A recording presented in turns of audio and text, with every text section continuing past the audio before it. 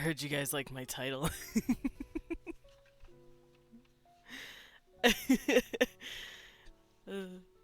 I saw that meme a while back and it got me real good, so I was like, "Hey, you fuck it."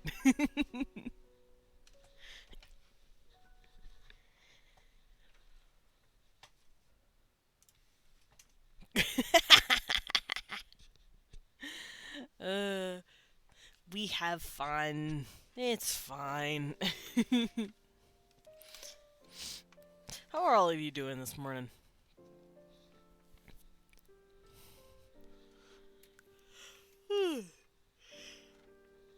I hate that I love it here. Top 10 anime betrayals. I agree. Doing pretty good. That's good. Got out of work early? I mean, nice. That score, you know?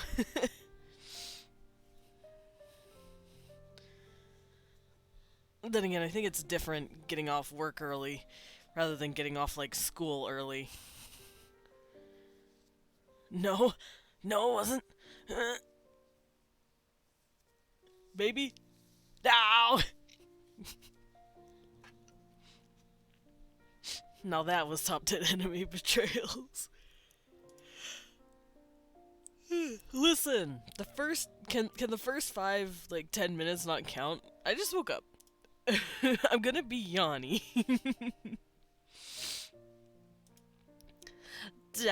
Back has no mercy. This man said no, it counts, bitch.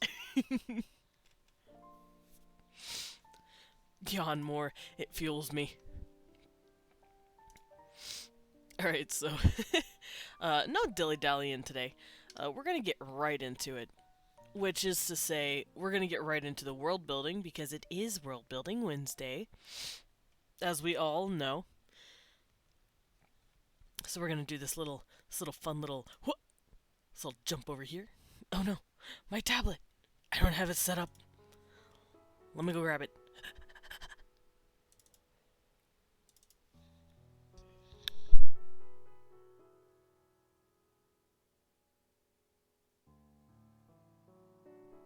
All right, close your eyes.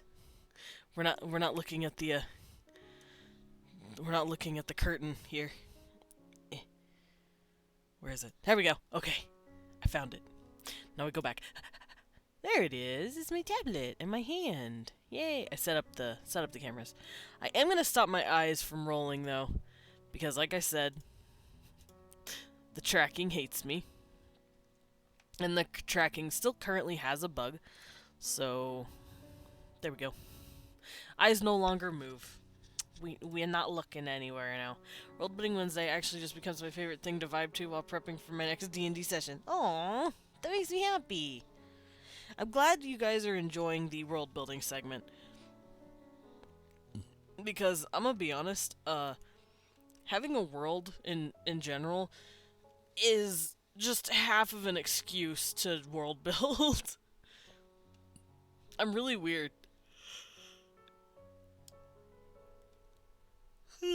Jackal, please have mercy on me. But I actually have like, I want to say like 3 or 4 different races that I've come up with. And I know more about them than I do the actual world. I know more about them than the actual worlds that they live in, simply because I like honing in on cultures and the people themselves. So I'm sitting here going, I don't know, they live on a small planet or some shit in the middle of nowhere. Who knows? You know, like, no mercy. No. Also, if I sound a little stuffy, it's because I am. I don't know why I woke up stuffy. But, Penguina-chan, no. Maybe some mercy?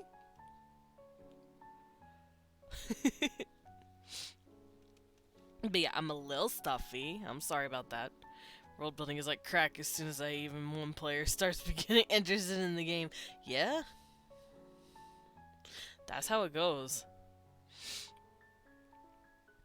But yeah, I've made multiple races. And they don't all live in the same world.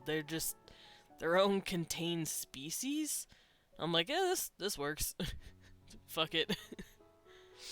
Like my snake people with the 4 arms, they're just kind of there. They don't exist within each other. Ah, eek, eek, eek. I'm sorry. Eek, eek, eek, eek. Squeaky butt. Eek, eek. I squeak and eek like a little bat. Eek, eek, eek.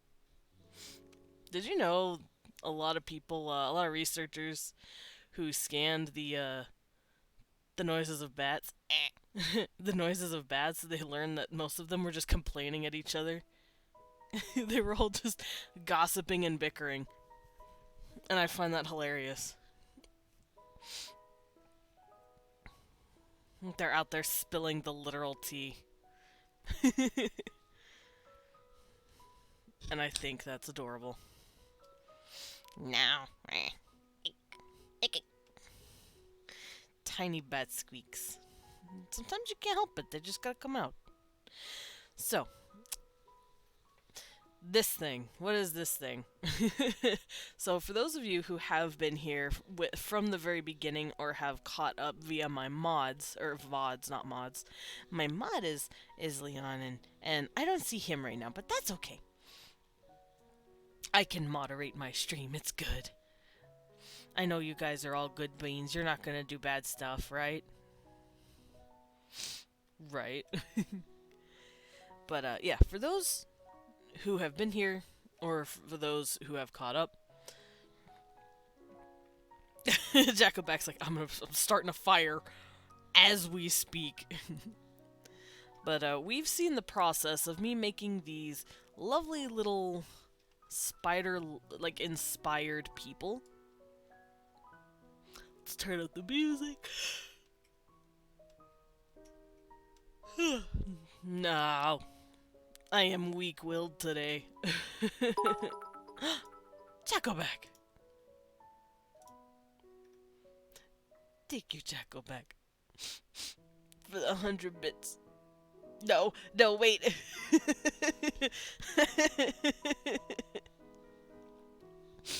You're playing with my emotions, sir. But thank you so much for that. You really don't have to do that. Also, the chocolate-covered raisins you sent me came in, and I can't thank you enough, because mine was starting to run out. Thank you. Little bat crying. Kindness into betrayal. True combo. He got my ass. That was the true anime betrayal. I know I've already said this once, but it just keeps happening. But yeah, a quick review. We have followed this little race that I have been creating from scratch on stream for about a month now. We doing bad things? Never. It would be real bad if I typed yawn for no reason. Penguina-chan, how dare. I think it's only available to certain roles, though. So you can spam it all you want. Mwahaha. You have no power here. But yeah, here's the little babies that I designed the first week I ever started my World Building Wednesdays. And, oh, that's not it. Where is it? Nope. Aha, here we go. The physical proportions. I went over all of the... I'm not evil enough to do the command without a yawn happen. Oh, no, Jacko, you're not that evil.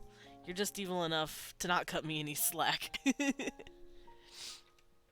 But we went over physical proportions. I want to say between... I think we did it on the first week. And then we did a little bit of clothing, I believe. I can't quite remember. But we went over all of their stuff. They're pretty humanoid, so I didn't have to be too creative with it. And this was the result of what we made. As we can plainly remember and see these little babies. I'll win next time. Oh no, I have a villain. But this is what we came up with. A 3-gendered race. Go because you have dinner. Okay, have a good dinner.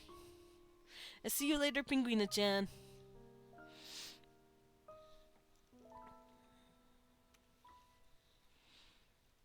Villain Penguina goes to dinner. Ah, yes, good.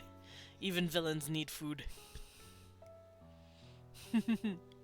But after we covered the physical proportions, I actually skipped a few steps on my list that I have in my Google Doc, which normally goes physical proportions, which is all of this, and then it goes to biology, which lines up pretty well with physical description, because you want to know what all of these possibly different things do.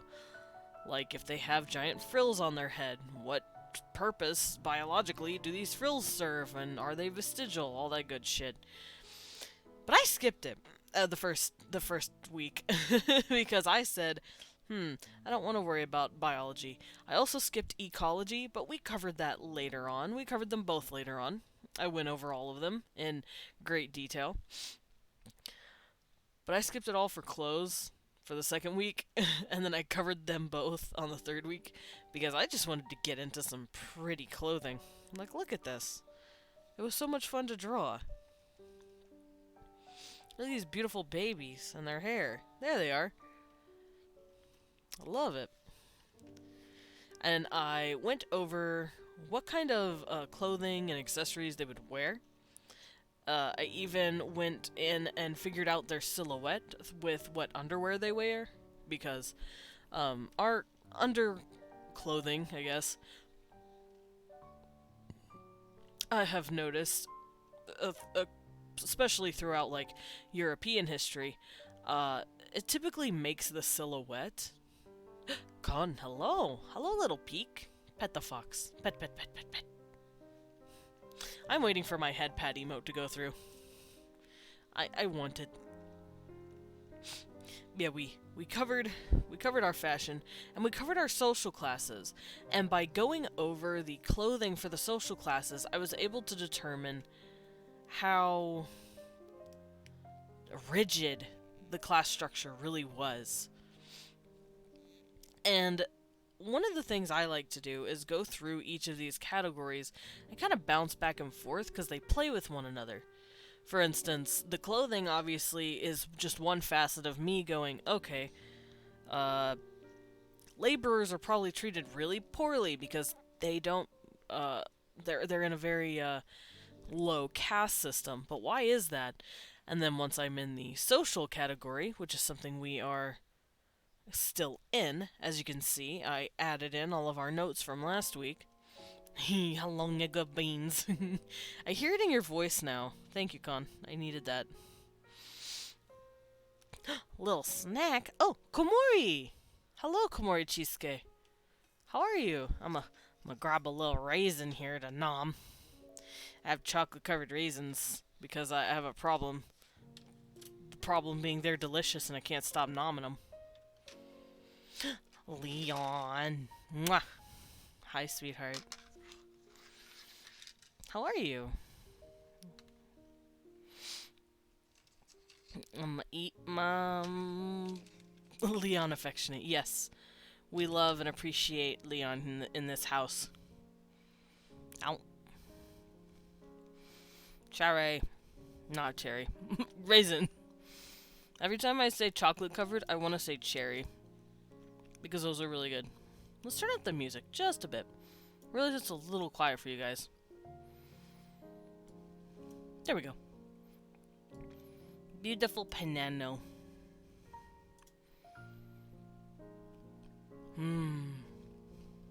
Just waking up? Same. Girl, same. If I bunk you out, it'll hurt less when I stop. Yeah? I mean, that is the rule. Whew, thank you for a snack, though. Yum, yum, yum. Little bat had a snack. But yeah, let's see. Covered all of the ecology, all that stuff. And for social, I covered most of this stuff. Such as this and this. But I kind of put a pin in festivals, like holidays. And I put a pin in languages because... Oh yeah, we went a lot through the kin systems as well. Sleep didn't happen very well last night. Yeah, same, but it's okay. we're okay. We got this.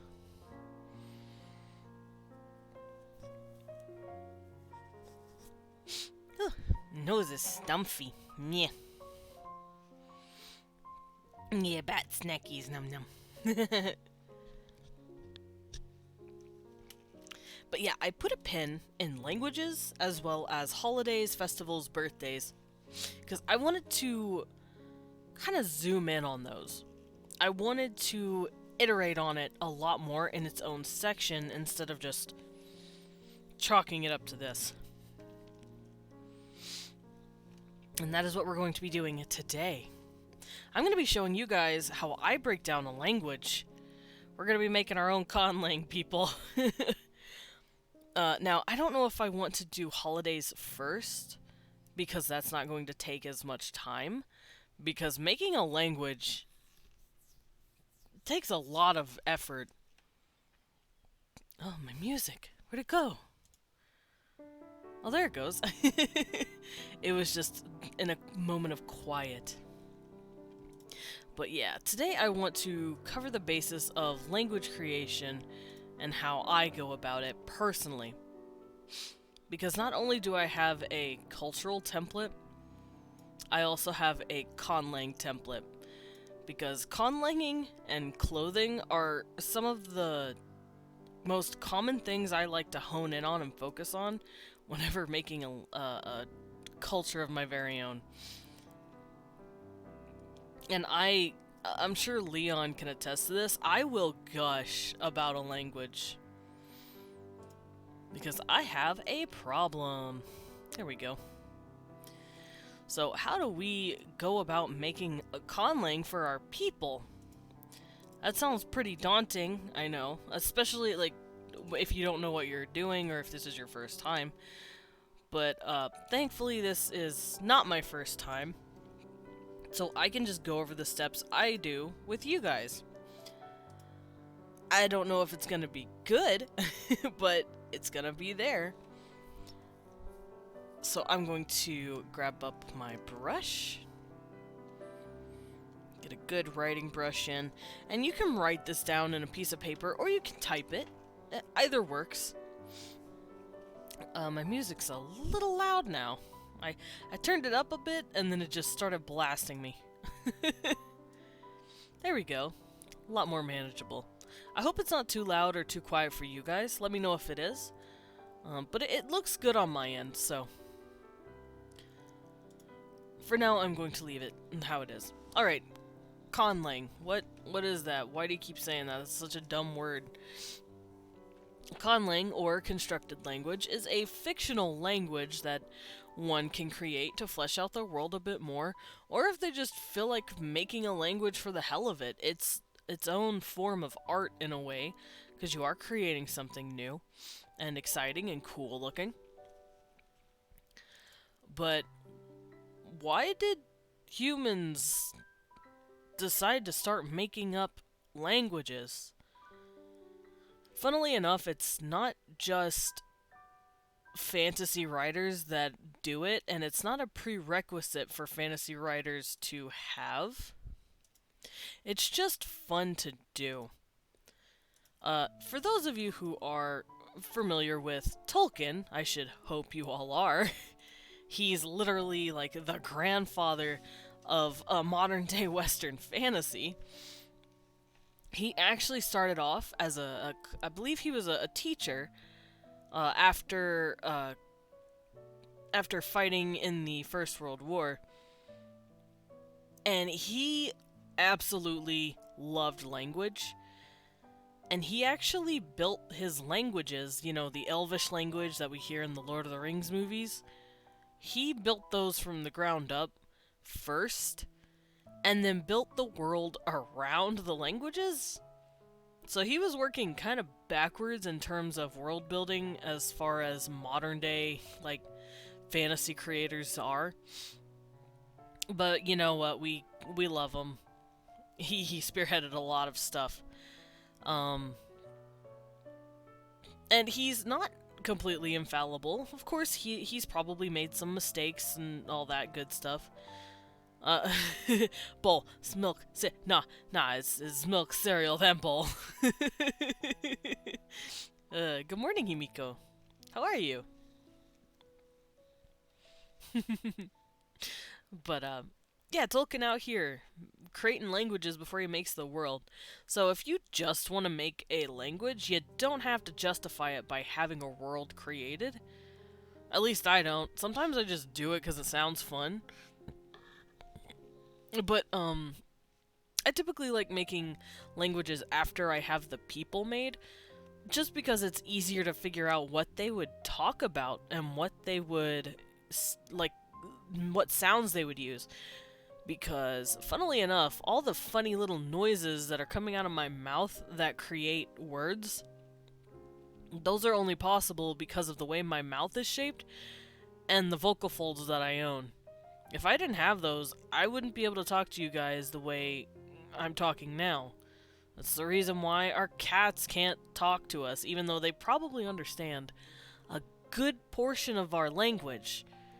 Cats actually understand, as well as dogs. They understand most of our words. Like, they have the cognizance to understand what we're saying, they just don't have the vocal folds for it.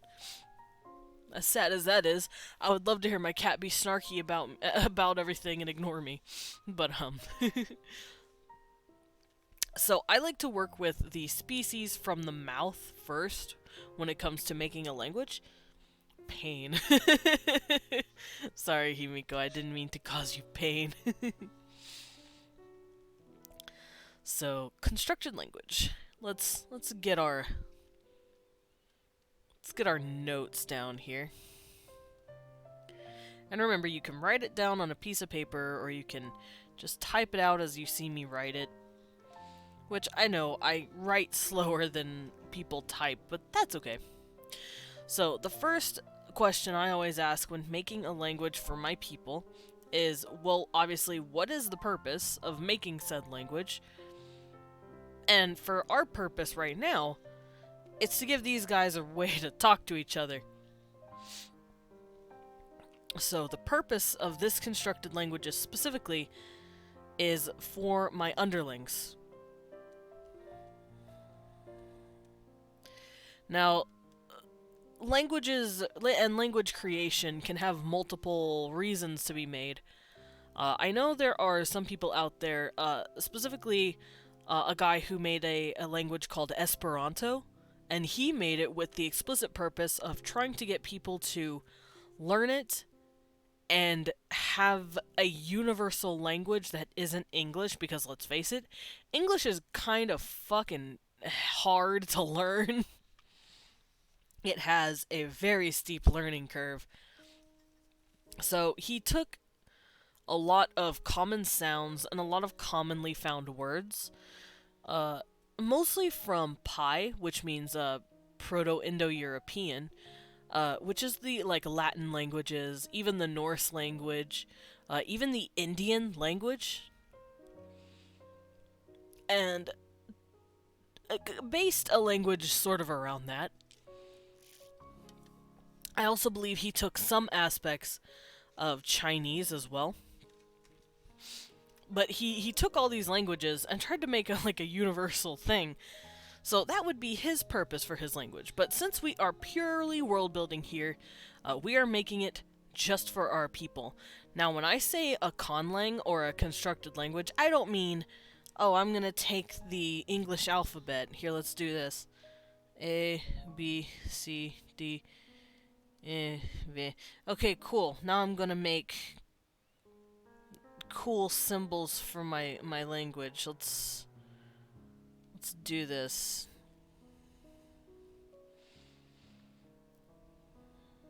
Okay, there. I made my language, guys. That's not a language. That's... If anything, that's a cipher. It's it's just another way to write the English language. And funnily enough, and of course this makes sense, D&D does this very commonly. If you flip through your handbooks, your player handbook, you will see a series of languages like Draconic and Elvish. I believe Now, I believe Dwarvish as well. Uh, it's all just a copy of the English Latin alphabet, and then they just make letters that accumulate to that. That's not what we're doing here. We're gonna be building an actual, like, speakable language from the ground up that doesn't really share a whole lot with English. We're not here to make a cipher or a new font for the English alphabet. I am here to find the sounds of this language and the words of which to speak. We're not trying to make an English clone here. So, with that being said, I cover the phonology first. Now, what is phonology? Judging by the name that this word goes by, a phone, sound, and ology, it is not really the research, but it is the study of sounds that humans make. We all make little noises that come out of our faces, and these sounds become words. Now, I don't mean the letters, once again, like in English. I mean like the actual p noise and the b noise. F, ch. These are all phonemes. They're not letters, they're sounds. And we're going to be picking out a few of these to make this language. Now, like I said, I look at my... music, please. There it goes. I look at my species and I go, okay, what kind of sounds with their mouths plus their larynx would it be able to make most commonly? And since these guys are mammalian, they can pretty much make every sound that a human can make. An example of a creature that would struggle with this would be, say... well, I'm going back to my frogs because I love them. Their teeth are actually very, very, very thin and small compared to ours. So their th, f, and v would come out more breathy, like fa, va. They wouldn't be able to make that f or v sound because that includes us putting our lips to our teeth. F, v. And they wouldn't be able to do that very well. Conversely, I have another species, whose heads are much longer than ours, which means that the backs of their throats and the tops of their mouths are a lot longer as well. They have a lot more placements in the backs of their throats to talk. So, say k and g, those are sounds that you will hear whenever you make them. You'll feel them in the back of your throat. You press your tongue up against like the top of your mouth and you go k, g. They would have more sounds for that. They'd be able to do stuff like h and g and k and g. I wouldn't be able to make the sounds perfectly because I don't have a very long mouth or a very long inner mouth. But you get the idea. This is phonemes. They're places of articulation in our face holes that make sound. And we have a lot of them because we're not just going to cover the English sounds. We're going to be covering every sound known to man as far as the IPA is concerned. Now, what is an IPA?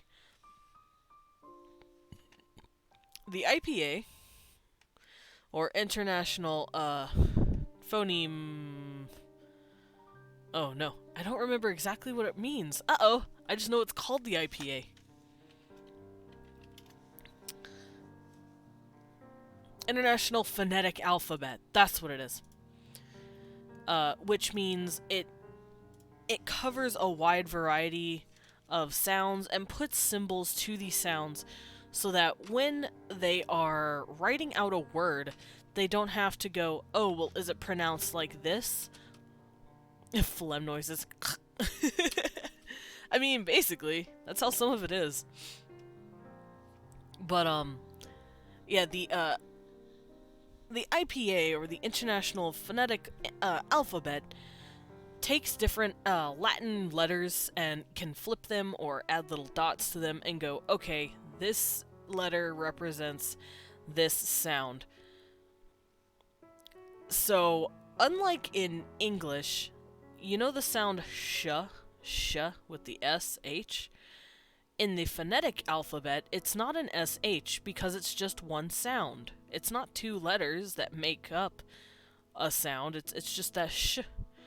And they use this symbol specifically to denote the sh noise. And that's what I mean by phonetics. There are a few letters that are like uh, I don't know how to say it exactly, but it's when two sounds are kind of smushed together, and they denote that by doing something like this. Like for example, the sh noise can actually be turned into a ch noise, the ch that we have. It's just this sound with a T in front of it, like this. So in order to denote that, if sh is this, then they go t, sh, ch, that. So that's what I mean by phonetic library. Phonetic alphabet. And they have a lot of these. So first we're going to be covering a few vowels. Like I said, since they're mammalian, they're going to have all the same sounds we do. So I'm not going to worry about picking out letters based on what part of their... Evil Pinguina is back. Ha, Desmond. We meet once again. Pinguina-chan, my old nemesis. Welcome back. How was food? We're going over sounds for our language, because you need to know the noises they make to make the words.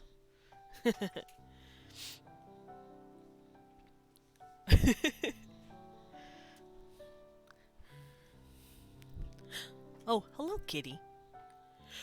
Food was okay-ish. Aw. I'm sorry. Bleh. I'm sorry to hear it was just okay-ish. Edible. Aw. I'm sorry to hear that. I wish you better meals in the future.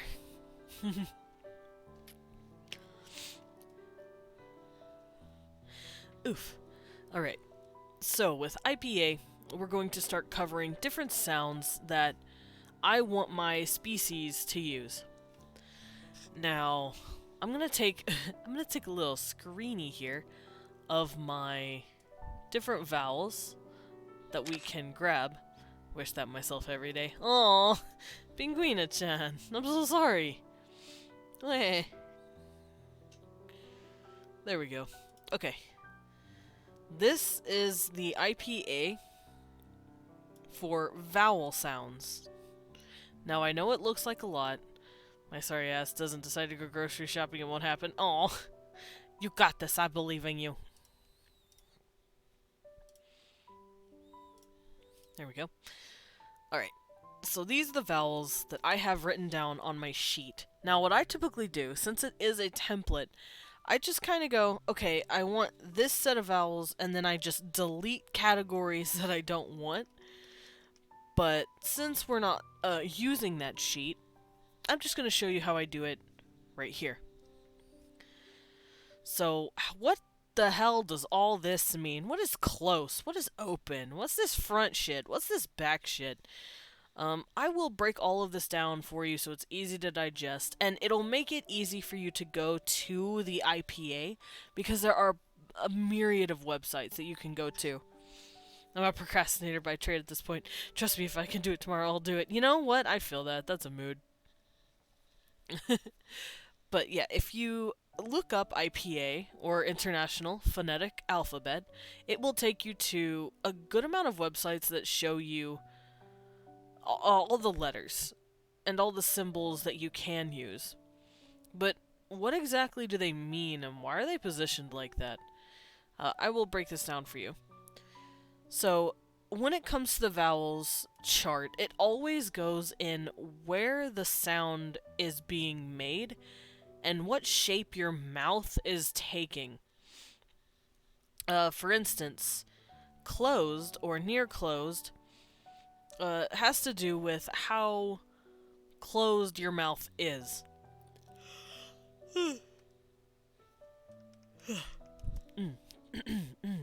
For example, this is the I noise, or specifically, it's the E noise. It for us, we'd usually write it like that, because that's how we denote E, that little high-pitched E sound. But this is what it looks like in the phonetic alphabet. It's just the lowercase I, and it's pronounced E, like in, Huh?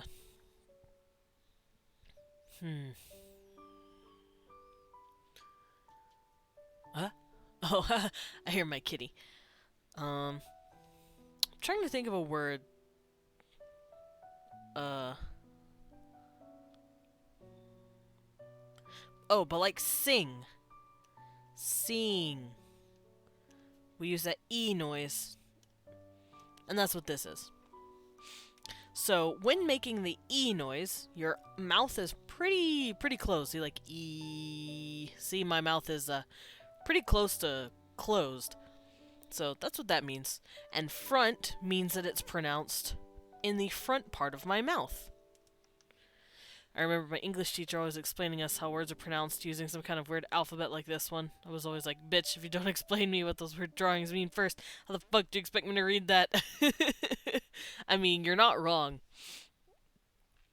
The IPA... Oh. Betrayal. No.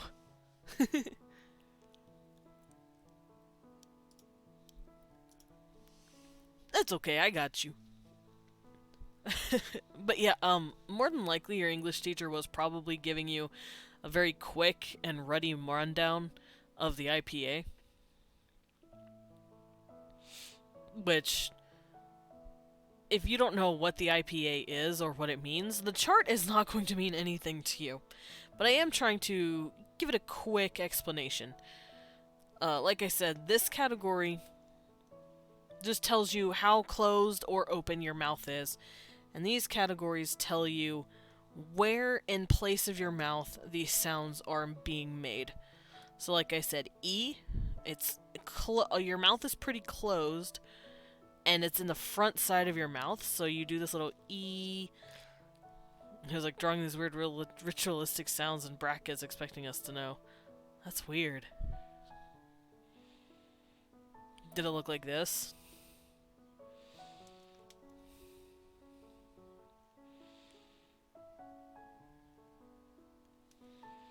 Did it look like that? Something like that?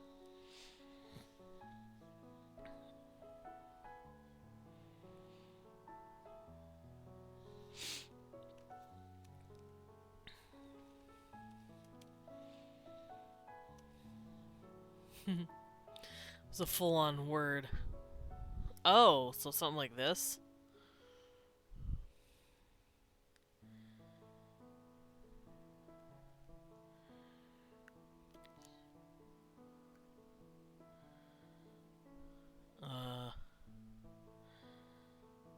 How do I do it? Like that?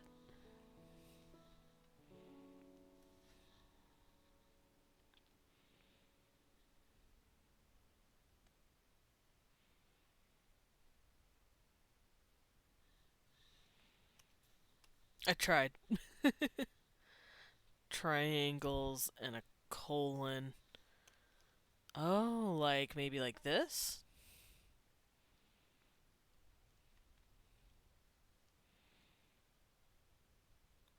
My music! My music's over. No!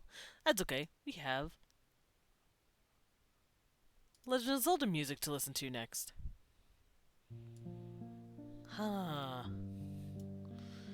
Yeah, he was probably using the IPA, but if he's not gonna explain exactly what the symbols mean or what they are, that's just rude. The IPA is very important, but only for people who are, like, really studying other languages or other dialects of languages, because if you're just speaking run-of-the-mill English all the time, you're not going to use it and you're not going to need the IPA. That's just dumb to expect on someone. But yeah, close. Oops. Hee hee. Close front E. Because you will notice if you're pronouncing an E, it is pushed up in the front, but if you're pronouncing an oo, it's in the back of your throat. So it's pretty crazy. So E versus oo. You can feel that this is way up here in the tongue spot, and this is pretty far back in the back of the mouth. But there's an extra layer to this chart that I didn't quite explain to you.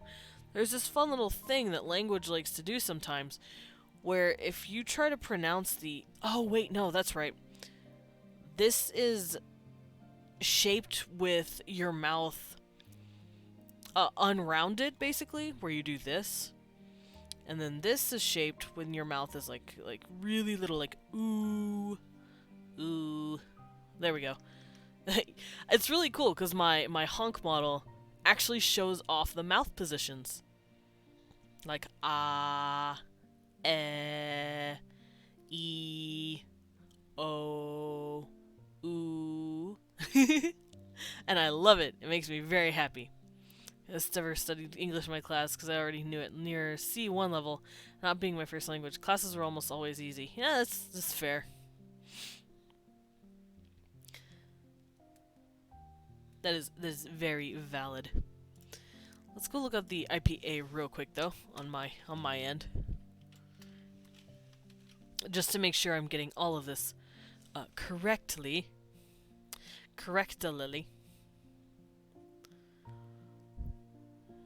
And this beautiful music playing.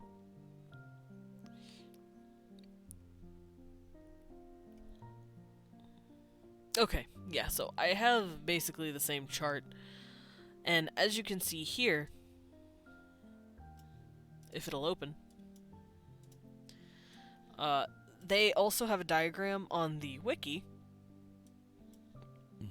of kind of where you will see these vowels being pronounced. Like, it has to do with, like, your tongue position, pretty much. How much air you're letting come out. So this would be E. This would be This would... Or E, and ah. And you can feel your tongue moving when you do that. Yeah. So have fun practicing that stuff. And that's what this all does. How close and closed your mouth is to how very open your mouth is. So you can see here, yeah. And same thing here, except it's pronounced somewhat in the back end of your mouth because it is in the center point. So if this is E, this would be something more akin to an E, something like that. But these are very technical and convoluted. We don't need to worry about all of these whenever we're just getting started, because we don't need to boggle ourselves down with too many complex symbols, or it's gonna get hectic real quick. So what I typically do when I'm working with the IPA here, I cover my bases first.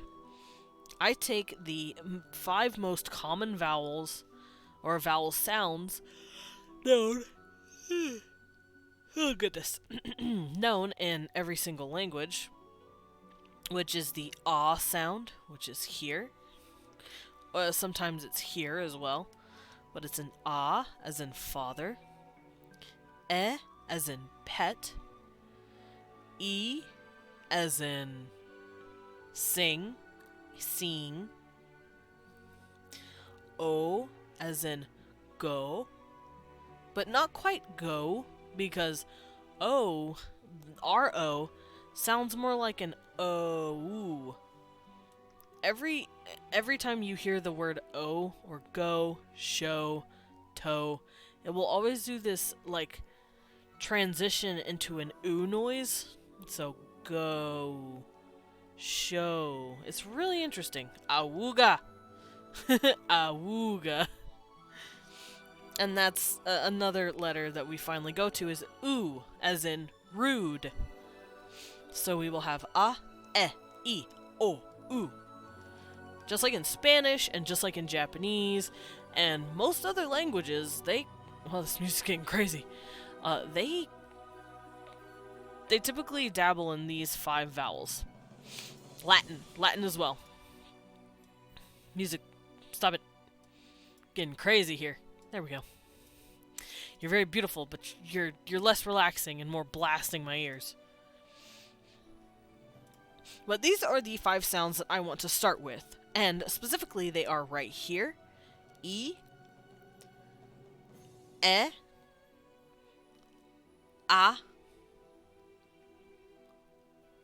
o, and u. Or o can also be o, but we're going to stay here. O, and then u. And these are Spanish. For those of you who know Spanish or took Spanish classes, you know that they pronounce their vowels just a bit differently than us. They don't add any extra sounds to them, such as, like I said, go. Even though that is an O sound, the O isn't just an O, it's an OU. It's this. It's called a diphthong. It's 2 sounds put together. We have a few of those, like I, like you say, I have an I, or I go to the store. This isn't just one letter. It's 2 sounds. It's a, e, I. Now, we're going to worry about those kind of things here in a minute, but I want to pick out at least a couple of more vowels for my people to speak, because they're not necessarily 5-voweled individuals. The way I want to do the language is going to warrant a few more vowels. Now, I'm a big fan of the fun little thing called the schwa, or it's the noise where you're like, I don't know, or funnel, rough, though, thought, hiccup, or hiccough, hicco? I don't know how to pronounce that. That has to do with historic spelling. That's called English doesn't know how to get its act together. So, rough would be, technically, it would be spelled like this. Let's get my pen a bit smaller to make it easier to see here. It would be spelled something like this. Rough. And then though, it would be spelled...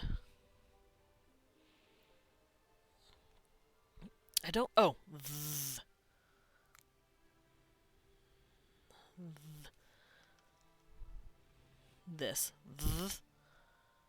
Oh. Thought. Thaw. Thaw. And then hiccough, I don't know how to pronounce exactly, but I'll say cough. Because it's not quite close to rough. So caw. Something like that. It's real weird. The sounds are very different from each other. And that just has to do with, like I said, historic spelling. English is a very old language. And I want to say, 600, 700 years old? At least in its modern rendition that we speak in. And, like in terms of Chaucer and all that, English is just batshit old. At least 1,000 years old if we're looking at all of its, iterations, like early English. Like Shakespeare somehow should be the same as hiccup. Really? Huh. I didn't read it like that. I'm I'm dumb.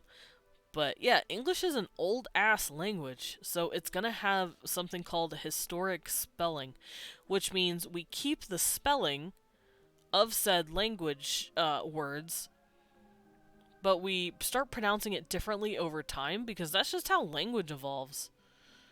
Letters, sounds change, but letters do not.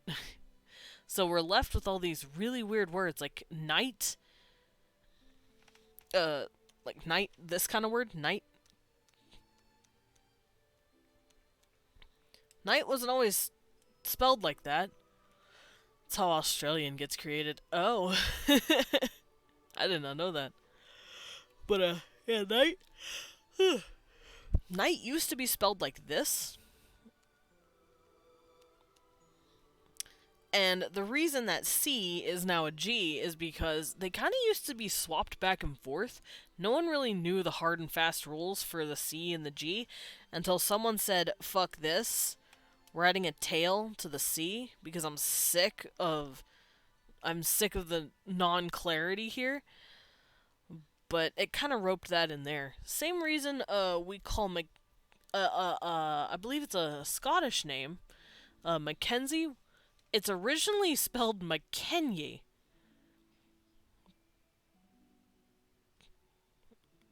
Torch meaning flashlight. Yeah, basically. Kind of. I know they do that with a few words.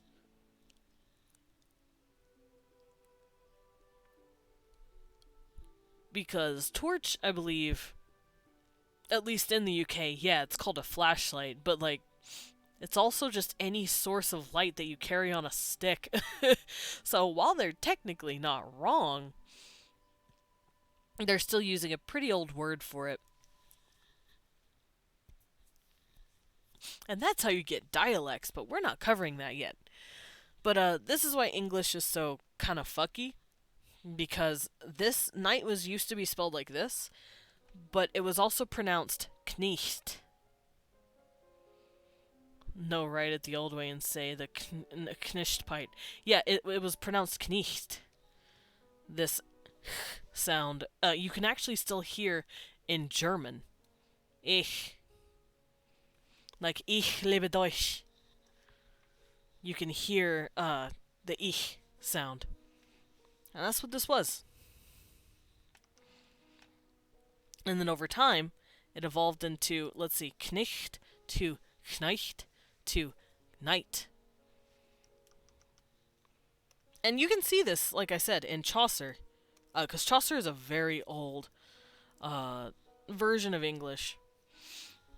And it has a lot of weird historic spelling that we will recognize most of the words, but I guarantee it is said completely different.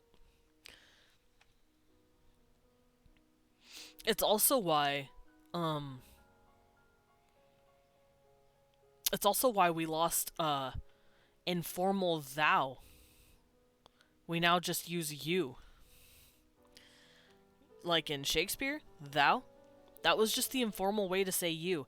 If you said yo, that was the very formal way or polite way to say it. We just say the polite way from now, like, universally. We don't use informal thou, which means we lost the informal verbs, such as art. Thou art. We lost it because we lost thou. But this isn't an English history lesson. This is a conlanging session. But that was a fun little tangent. Oh, I have to be a butler. Con, no, I'm on duty. All right. Oh, I need a timer. I'm on the clock.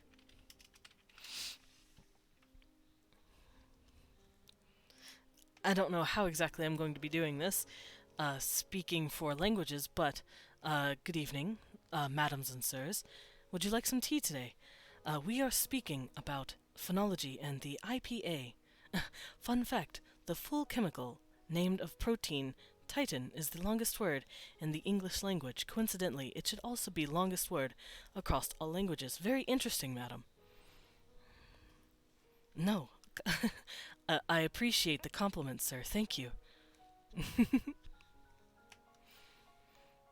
But now we are learning more about the International Phonetic Alphabet. Uh, Forgive me for saying so, ma'ams and sirs, for going on my little tangent in regards to the English language. This is not exactly an English lesson. We are covering a more broad stroke. And these are the 5 symbols that I would like to use for this little exercise. However, if it may please you, I would much rather like to choose this for a 6th option. I can explain why I would like to keep that. You see, this symbol specifically, it's not just the y sound in the English language. When it comes to the IPA, it is specifically a closed-off E noise, specifically a rounded E noise. Whenever I say rounded, I of course mean the oo or o sound. Our mouths are rounded and soft. But the y noise, or the u noise, is an E sound through rounded lips. I do hope I explained that correctly. And my 2 minutes are up. Also, Cone, how dare you? I'm off the clock. Woo! Gremlin hours. Here we go. But, yeah, I also wanted to choose the... I also wanted to choose the, this symbol, or the U, which I know sounds a little weird, but it's actually a really common sound in, like, Norse languages, and I believe it is also in, I don't want to say Scandinavian, Finnish or Swedish, one of the two. What is that face, Cone? Con, please. One day I'll have enough points to first your whole Butler stream. No, please. Don't do that to me. Don't kill me like this. But I want to use this sound, and like I said, it's U. You're making an E noise, but you're pushing it through rounded lips. So U. If you can do that, go E, E, and then round your lips. E. It's really fun to do. So I want that sound. What else? What else do I want to do? Oh yeah, and I was talking about the schwa. It's the You're lazy about it. You're like, You can hear it in funnel, I can't think of any other words. But it's a very fun little sound. And I just love the word schwa. It's just fun. It's my favorite word. Let's see if I can find another good word to mean it. Oh, no, not bird. Bust. Cut. It's that, the sound. It's a very lazy, central sound, and I like it. It's my favorite. So we're gonna add that. There it is. It's an upside down E. So I'm satisfied with the sounds that we have so far. These are the vowels I want. 7 of them. They're very nice. They're very clean little vowels. Hello. But there's something else that we have to hone in on when it comes to our vowels, and that is diphthongs. As I mentioned, there are a lot of diphthongs in English, and it's spelled specifically like this. Diphthongs.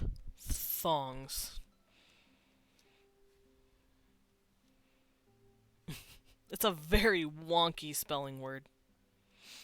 But this is when you take 2 letters, 2 sounds, specifically 2 vowels, and you squish them together.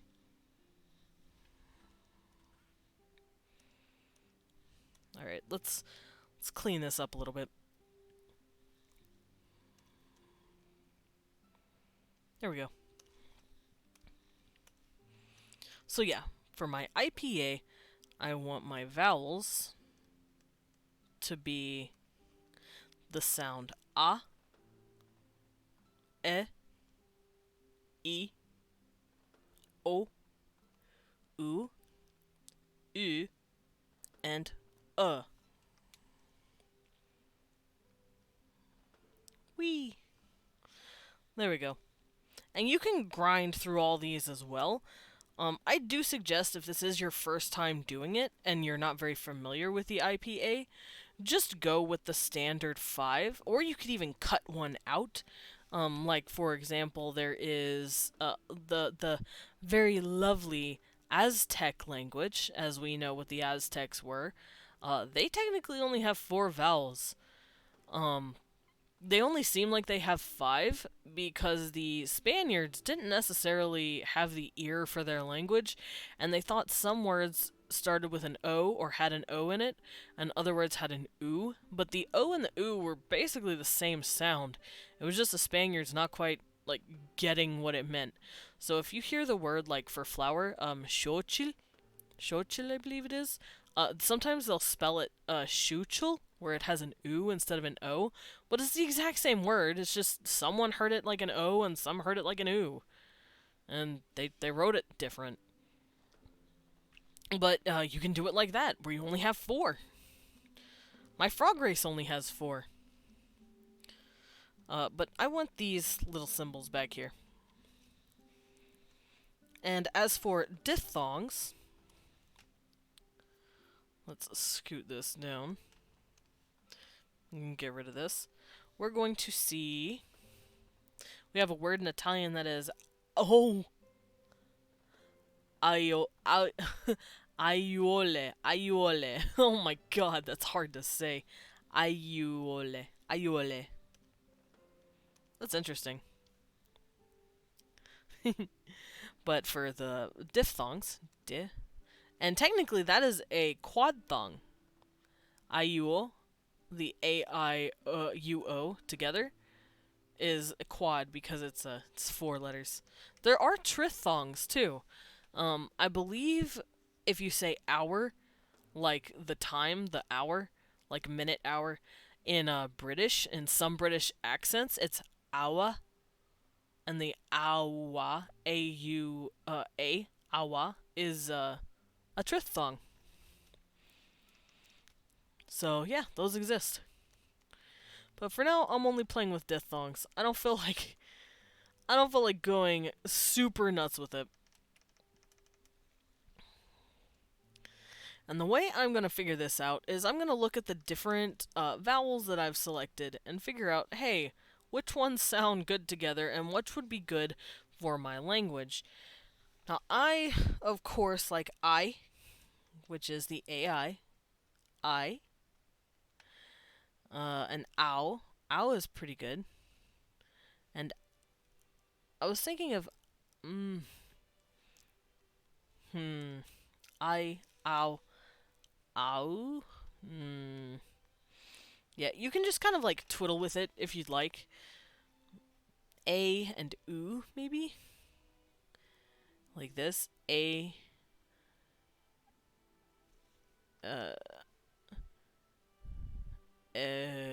I, ow. A as in way.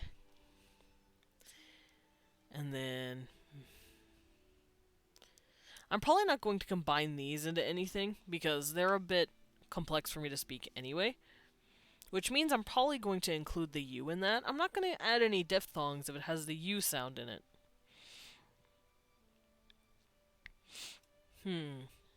So I, ow, a,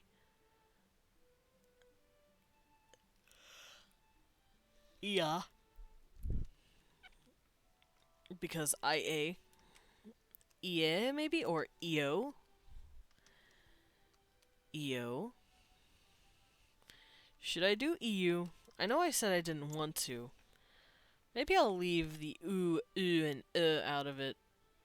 Since they're like really closed mouthed, maybe my people don't do that. Maybe they don't use these 3 letters for diphthongs. I like that, so we'll keep it that way. We'll have I, ow, a, ia, and eo. I think that'll be fun. So we have all of our vowels. We did it. I figured out all the vowels for my people. Now, all these extra letters that you see here, we don't have to worry about anymore because we're not using them. But like I said, if you ever want to make a more complex language where you look into these symbols, go for it. But for now, I'm going to keep it simple on this little learning platform that we have going on. So, I picked my 7 vowels, my 1, 2, 3, 4, 5. Oh goodness, my 5 diphthongs that I want. No, not the hiccups. Please, not the hiccups.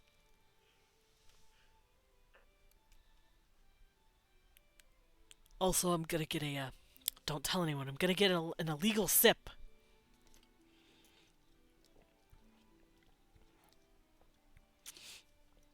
Ah, yeah, boy, thirsty. So yeah, we're gonna do I, ow, a, ya, and yo.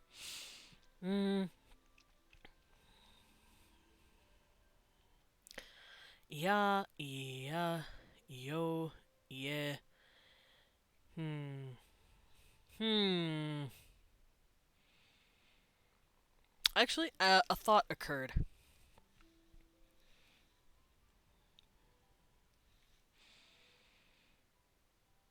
Hmm. Yeah, a thought has occurred. So I, ow, and a are going to be like typical diphthongs, but I think I'm gonna have the e sound in front of everything, like ia, ie, eo, not in front of itself because that's dumb. Eo. Although there are some languages that do double up on their monophthongs, which is these, such as Japanese and Latin, which is why you will hear some sounds be like, oh, let's say sato. Like the word sato is just sa and to, but if you pronounce it like this, sato, they count that sound. The language knows the difference between that. And I may incorporate that because I like that. I like having doubled vowels or long vowels as they're called. It's when you pronounce them twice as long. And Latin does this too. They had a word. This is gonna sound gross, but it is words that they used for like the year. Like, you know how we have the word año in Spanish for year? They use the word annus. And they pronounce that N longer than they did the rest of it. And they also have annus. I know what it sounds like, but listen, that's the first thing that came to my mind. Latin had long vowels too. Latin had long anuses. Long anus. I hope that's woken everyone up.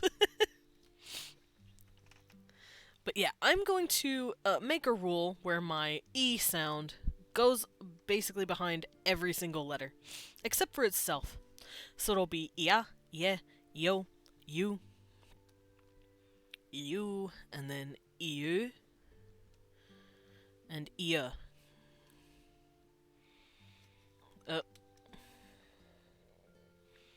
Ia. There we go. Now, I will show you why I'm doing that later, but it's just a little fun little quirky thing I wanted to do. Because if you guys don't notice, the E noise also kind of sounds like a yuh. Kind of sounds like a yuh noise, doesn't it? E, yuh, ew, you. It's very close. So instead of having a Y in my language, I'm just going to use the I sound, the E sound, because we don't need it. Get it out of here.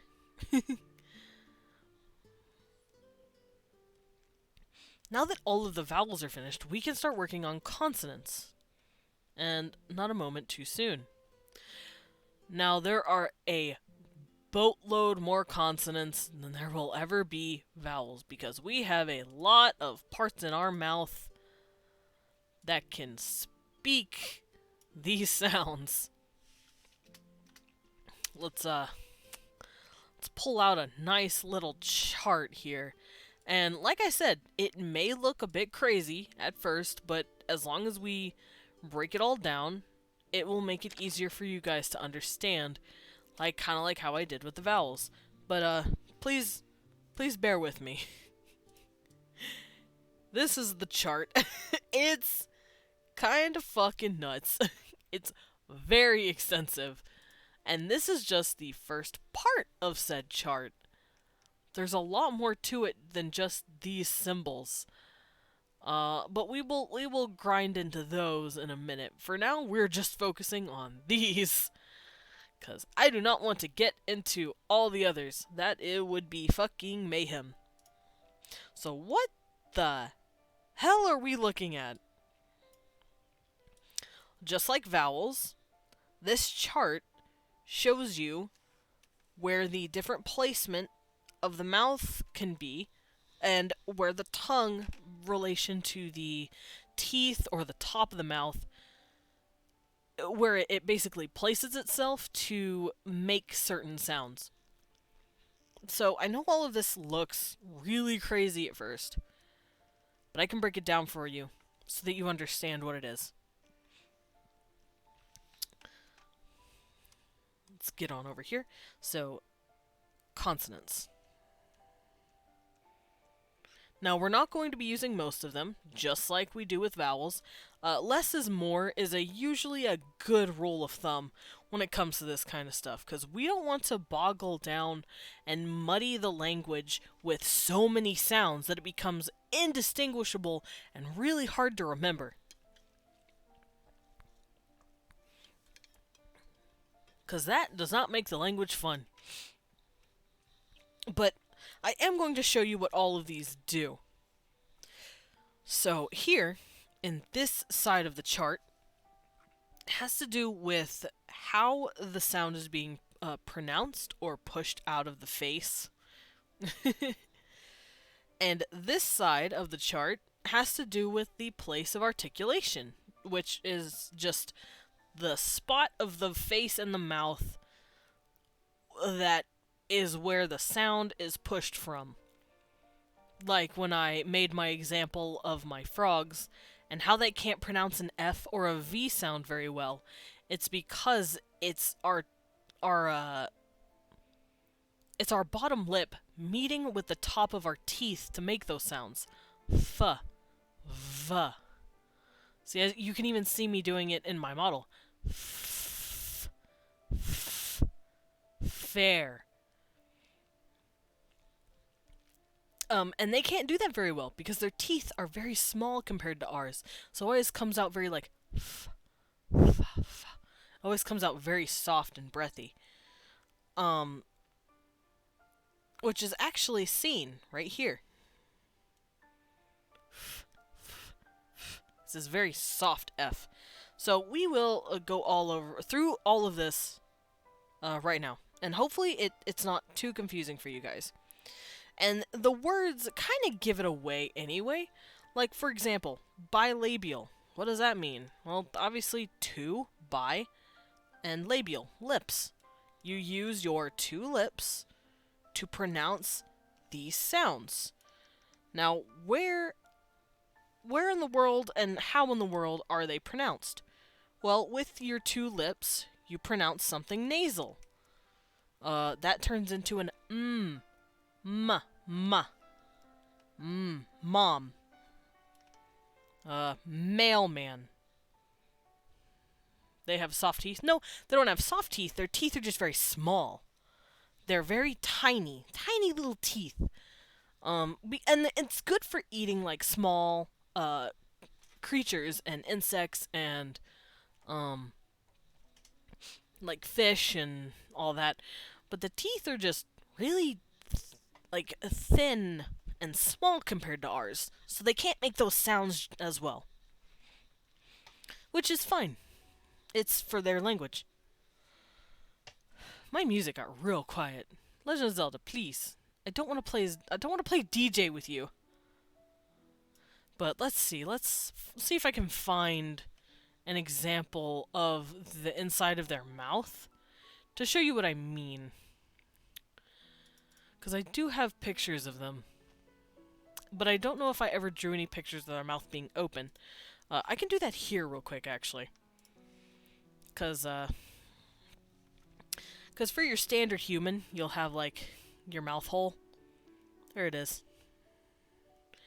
And then we'll have our little canines here. And then we'll have our teeth. Their teeth are like this. Their mouths are, for one thing, are a lot more oval than ours, and they can't open them as much as us.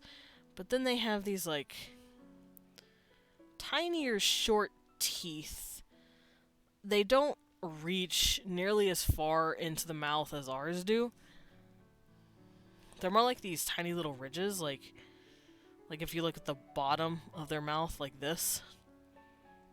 Like, here's the tongue. And here's the teeth. Their teeth are just like these very tiny little things. While a human's teeth would be pretty big. Compared to theirs, of course. So, it's easier to figure out sounds like that whenever you consider the shape and structure of your race's mouth. But like I said, since these guys are mammalian, I don't need to worry about all that specifically. Whenever I get into more complex races, because I do want to do this again, I want to go over and create a new race with specifically everyone in chat.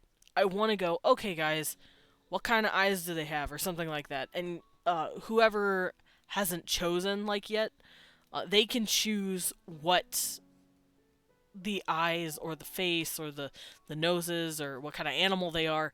Like, I think that'd be a lot of fun to have, like, chat participation.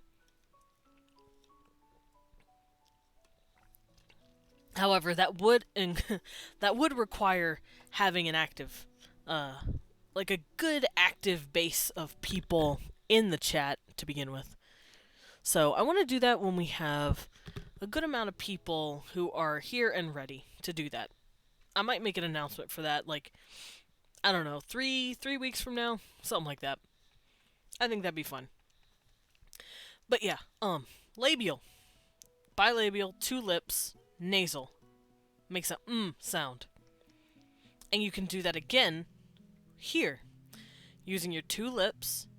If you do a stop, like you're making an actual puh noise, that's what this is. Puh, puh, puh, puh. You're using both lips to puh, make a puh noise. Now, in this chart, you can see there are 2 rows, just like in the vowels. There's this row, which has to do with voiceless sounds, which sounds a little weird, I know. But voiceless just has to do with, are you humming or expelling a sound when you're pronouncing it? Because for a fun little example, p and b are the same sound. It may just one's voiced and one isn't. It may sound different at first, but if you stop the humming sound or the ba ba ba, if you stop making that little buzz in your throat when you're making the buzz sound, it will come out as a pa pa. And you can kind of feel it whenever you like whisper the ba sound.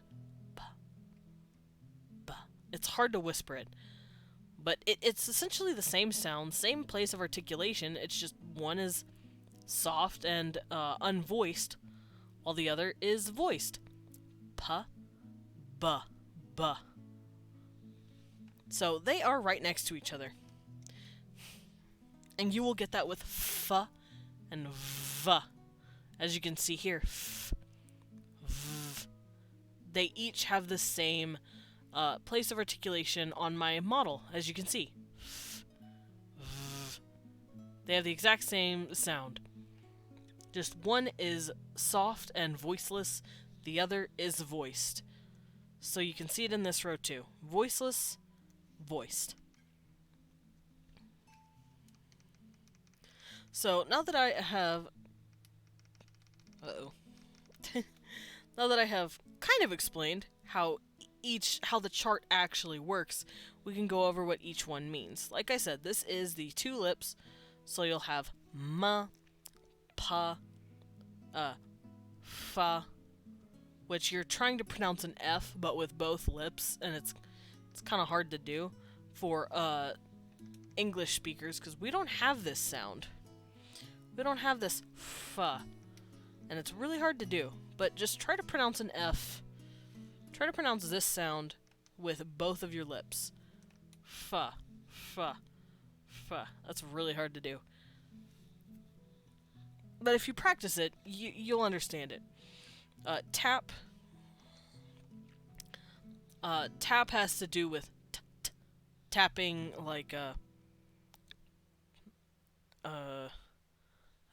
like tapping your tongue on something, like rojo or ladder, that tap of your tongue on the top of your mouth. That's what makes it a tap. Ta ta ta ta ta. Ta ta ta ta. So this would probably be a the, where you tap that's hard to do. Pa pa pa. It's like a tapping sound. And then trills, we all know what trills are. Trills are the perro, like that trilling noise that you hear in Spanish specifically. Spanish is very well known for its trills, even though it's not the only language that does it. I believe Norse had a trill.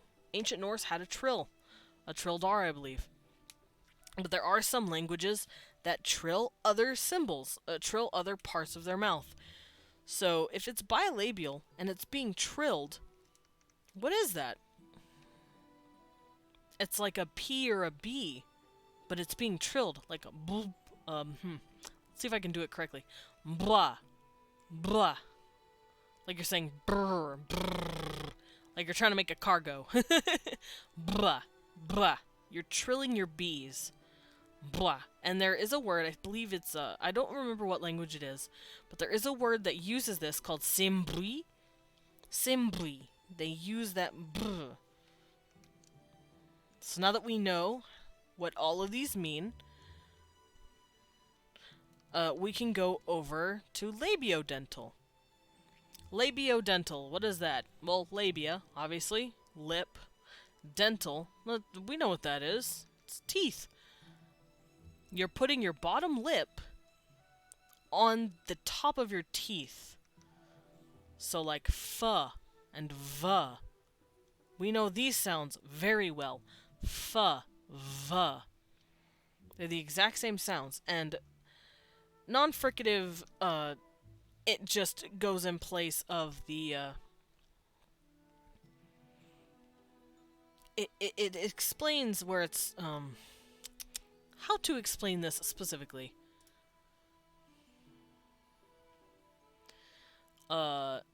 This is just how I wrote it, but nowadays they use it to mean, like, I know they use the word plosive instead of stop, because it means that it kind of explodes from your face, like, puh, puh, it's plosive.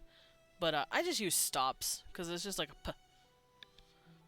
But fricatives are technically something that means it's being produced by a quick rush of air, like f, v. You're pushing out air in order to make that noise.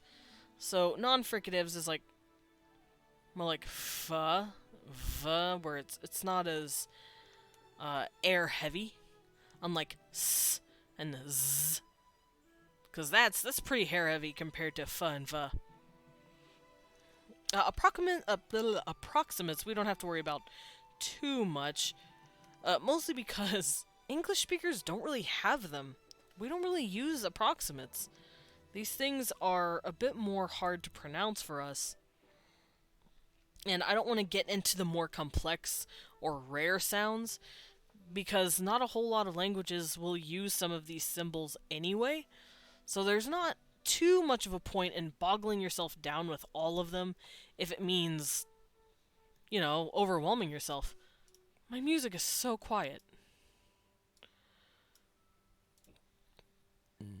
Oh, 'cause it's going to a new sound. Oh, hiccup. No more hiccups, please. Okay, we're good. But yeah, we recognize some of these. So we know what labiodental means now. Lingualabial. I believe that is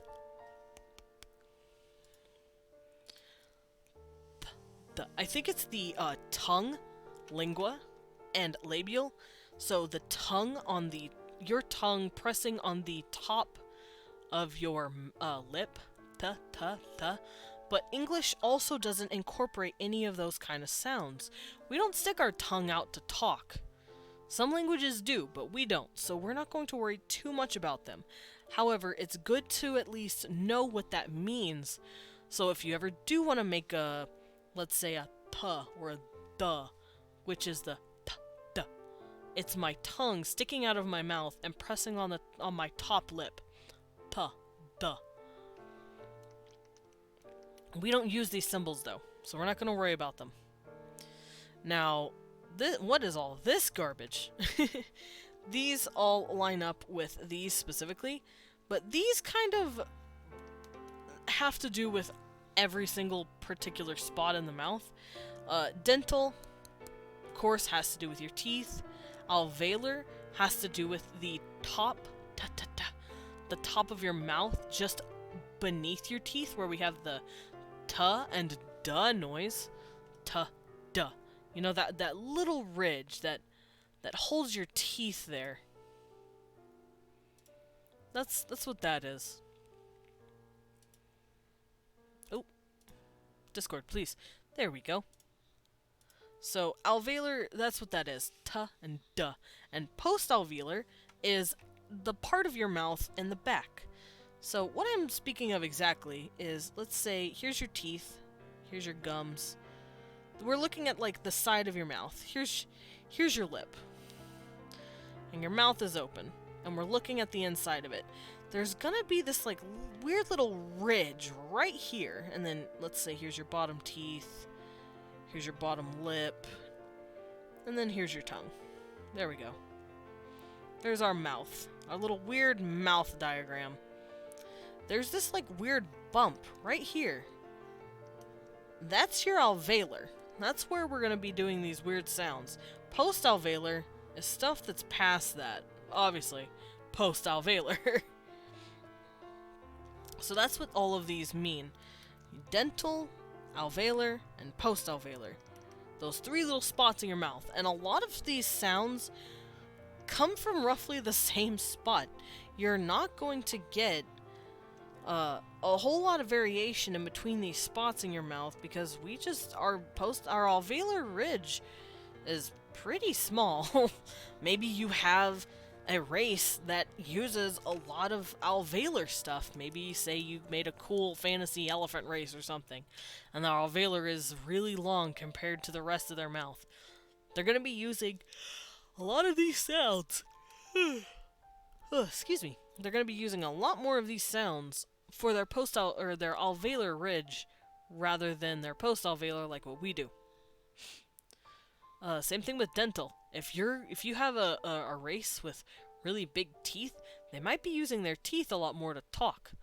Maybe they are tapping their tongue to their teeth like this, ta ta ta ta, instead of this, ta ta ta. Maybe they're going ta ta instead, because their teeth are a lot longer. Maybe they're rodents, so they use a lot more dental. Who knows? But we have quite a bit of sounds in the English language from this three-prong category here. Na is one of them. The N noise. Na. Now, just like ma, it comes from your nose, the nasal. That hum in your nose. Ma, na, mother, note. They all come from the vibration of your nose. Oh, my nose is all, woof. I vibrated it too hard.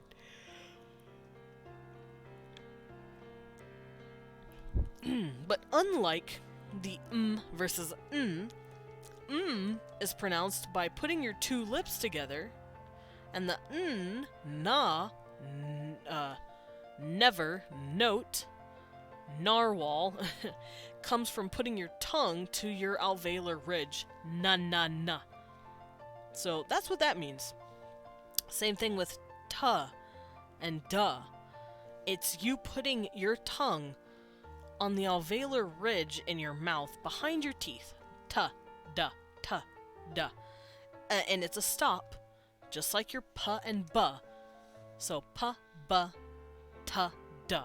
It's the soft little pops of air that we do.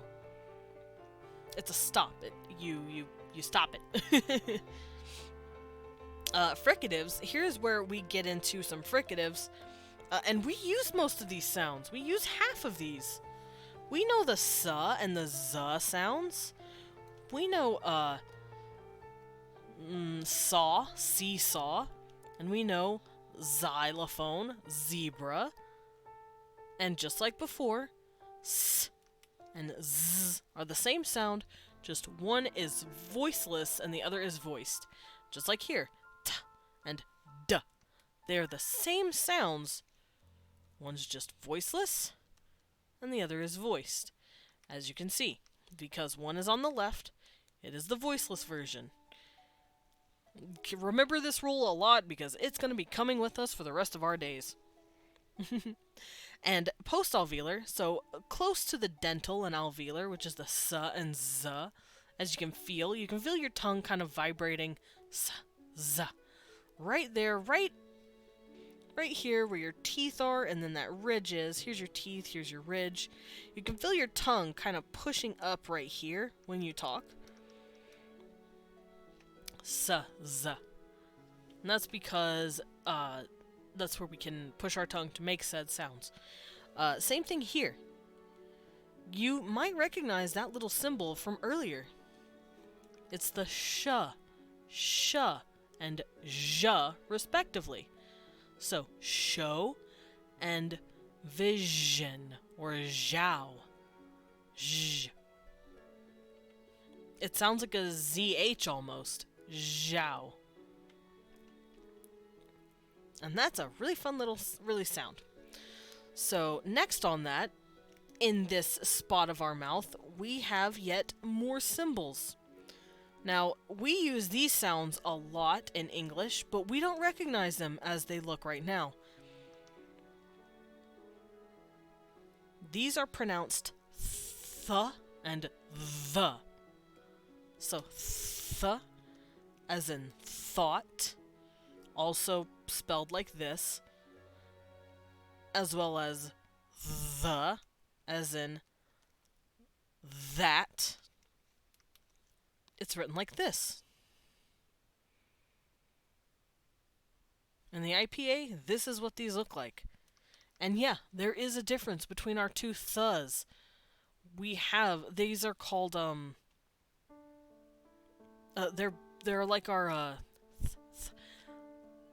they're what you use whenever you're sticking your tongue out and pushing it between your teeth to the. And funnily enough, these sounds are pretty rare among languages. And yeah, there is a difference between ours. Thought and that. That one is voiced and one is not. Thought is voiceless. That is vibrating. Ergo, it's voiced. So yeah, we have two of these. And there they are. The. And these are similar, but they're pretty crazy. So since this is dental, th and the, if we want to pronounce them in a different way, like alveolar, on that little bump, that little ridge behind your teeth, you want to go th and the, th and the. That's really hard to do. And if you go post-alveolar, sh and l, it's really... I know it sounds stupid, but this is basically showing you how that chart works. Now, a lot of people just cut out these two charts and wrap these all up in a pretty bow and pretend they're the same category, which works fine for those who don't want to bother with it. Me, I like to have it here just because.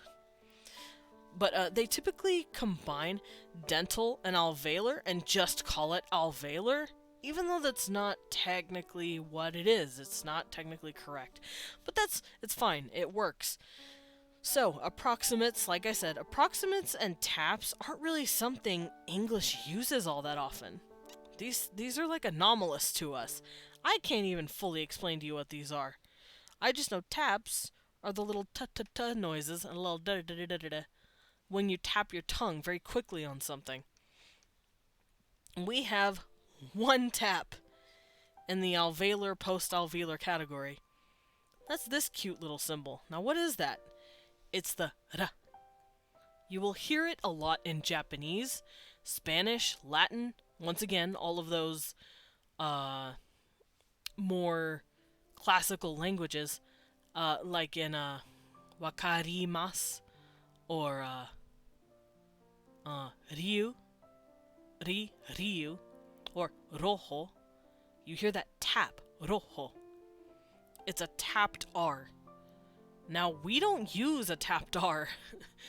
We use something called a rhotic R, and it's that ruh, ruh, ruh. And it sounds really dumb, and it's only used in like 3 languages total. English's R is extremely rare, specifically American English, because if you hear British English doesn't necessarily hit the R as hard as we do. We say something like car, they will pronounce it ka. Ka. They will not hit that R nearly as hard as we do. So it's just American English that does this. And then, like, I want to say, like, 2 other languages, but I can't even tell you which ones those are.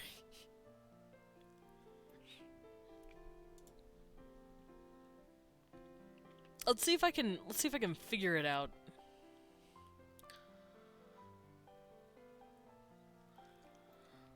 I'm looking for the rhotic R, because that's what it's technically called, a rhotic R.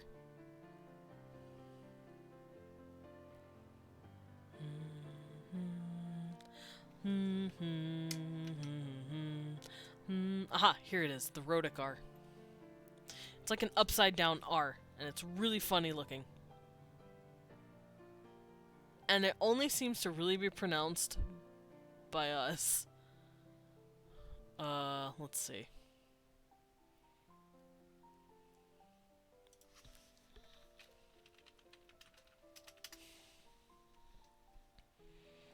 The American R, as it's called. And it seems to be like a... almost like a weird way to pronounce the W sound. It's also why most kids have the most trouble with it. Which is why they try to say, awa, or... instead of rhotic, they would say something like wodic. Because it's just a stupid sound to make. And it's really, really difficult on a lot of people. And it only seems to be exclusive to us. I can't even find the actual symbol for it. It's somewhere in here.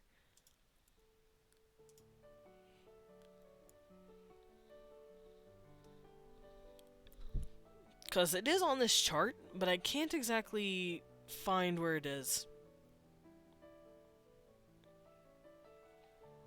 Because I thought it was this one. But it's not this one.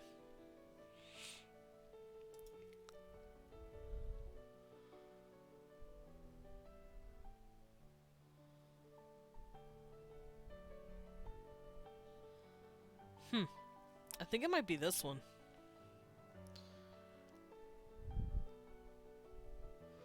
Yeah, rhotic R. It's a dumb sound. I typically don't use it, specifically because it makes languages sound a lot more like American and native English, and I don't want that personally because I don't want my language to be considered a English clone, because it's not. So we keep the Rhotic out of our business.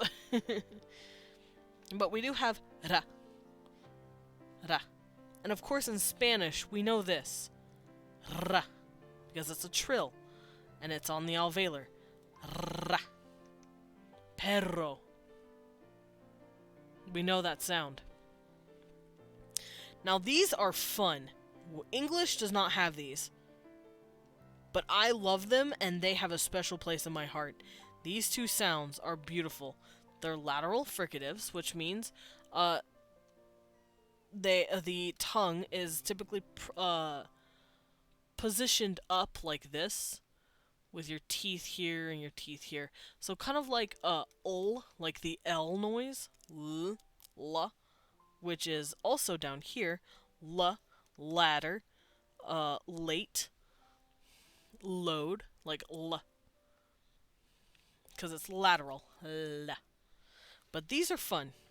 They're only really found in Welsh and other more Northern European languages like that. Specifically in Welsh, it's known for this sound. And it's an L with like this little dwoop around it. And the sound is...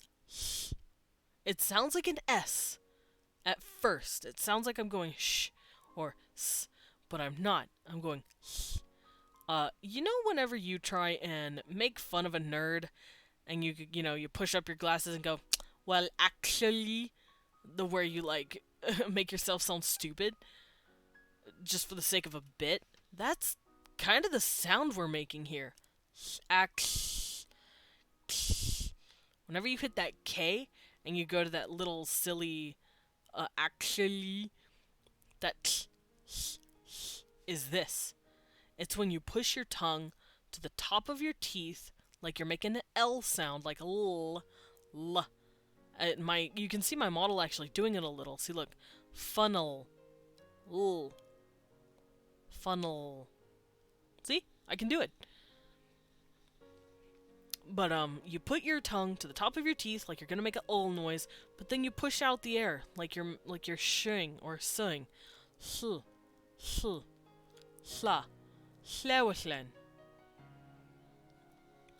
It's a very fun sound, and of course next to it is the voiced version.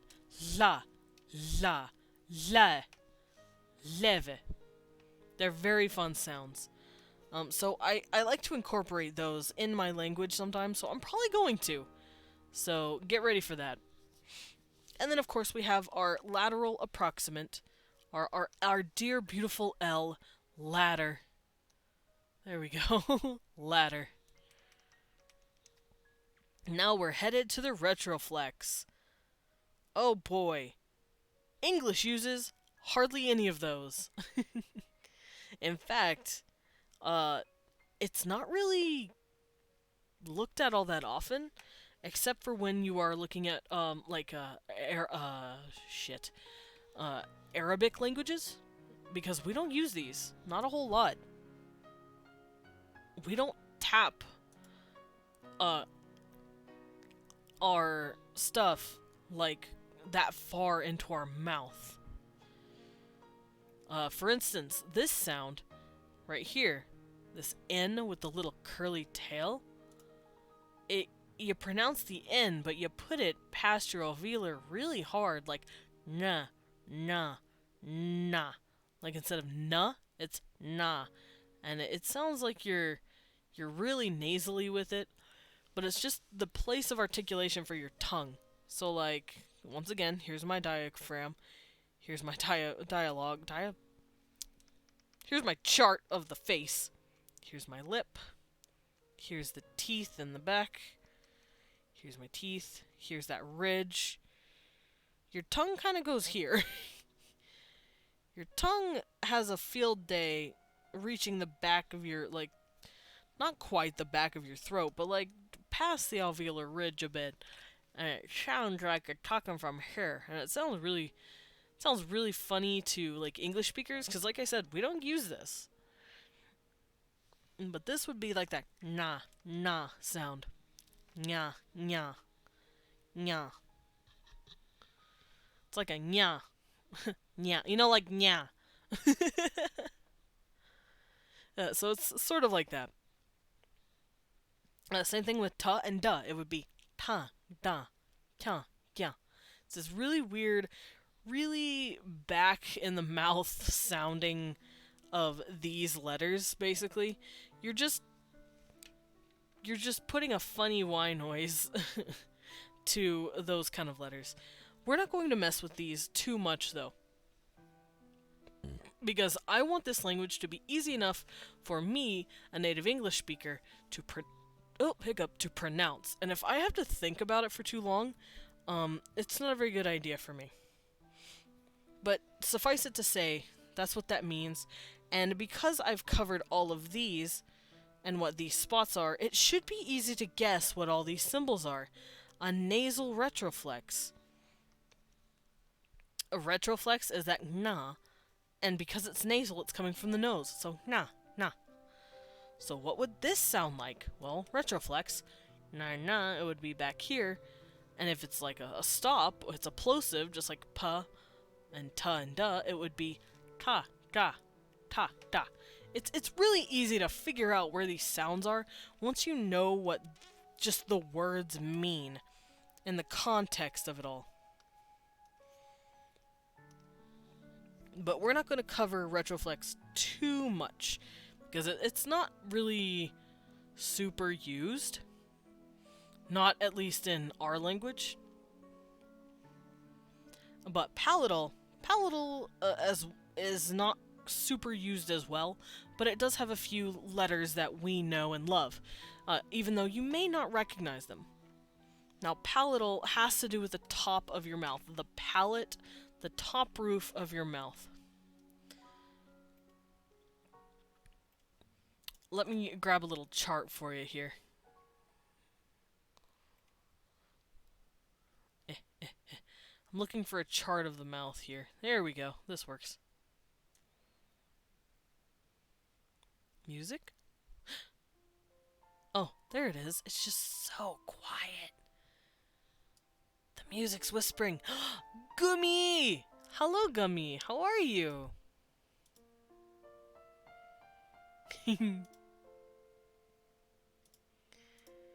Here, I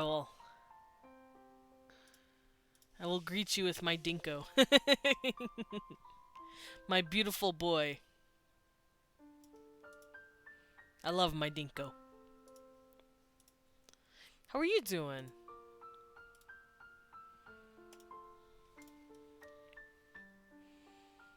Doing good? Yay! Yeah, I was there when Taikobi drew that. I'm doing good. We are currently going over how to make our own constructed language, because it is Worldbuilding Wednesday. And over the past 4 weeks, we've been building a race from scratch. And right now, I'm covering how I do language for my races. We're going over sounds. I hope it's not too boring for some people. I know this shit can be very boring, but I find it fascinating. It's so fun for me.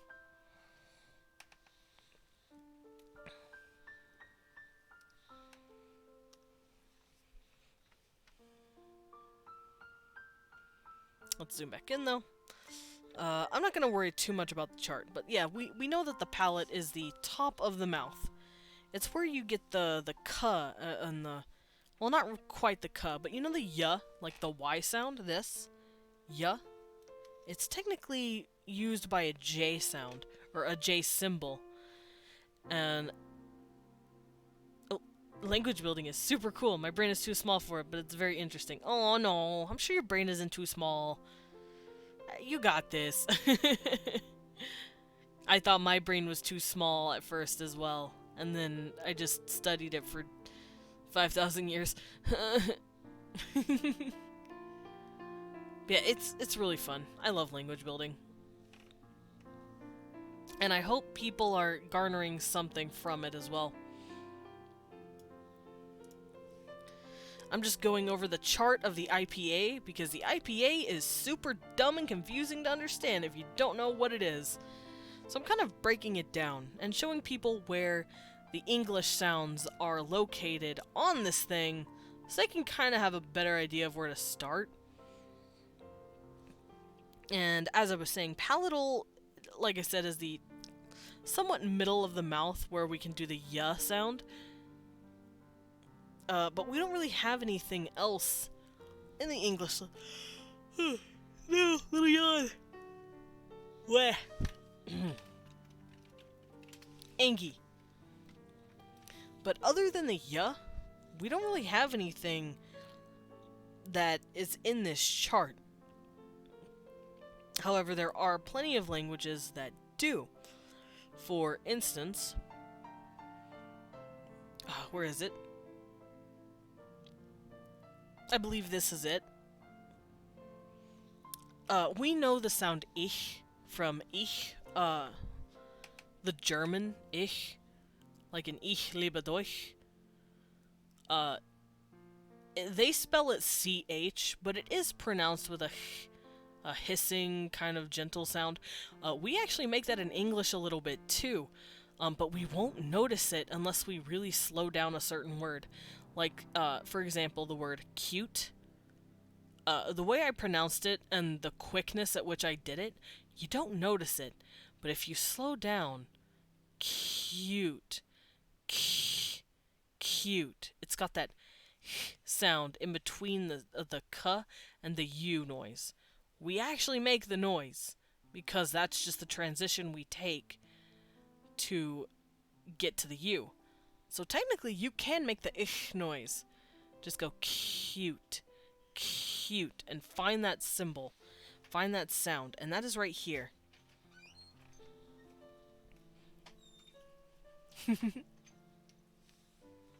And yes, I have yawned over 100 times now. I've passed the threshold. I'm gonna take an illegal stretch, though. Tiny illegal stretch and sippy.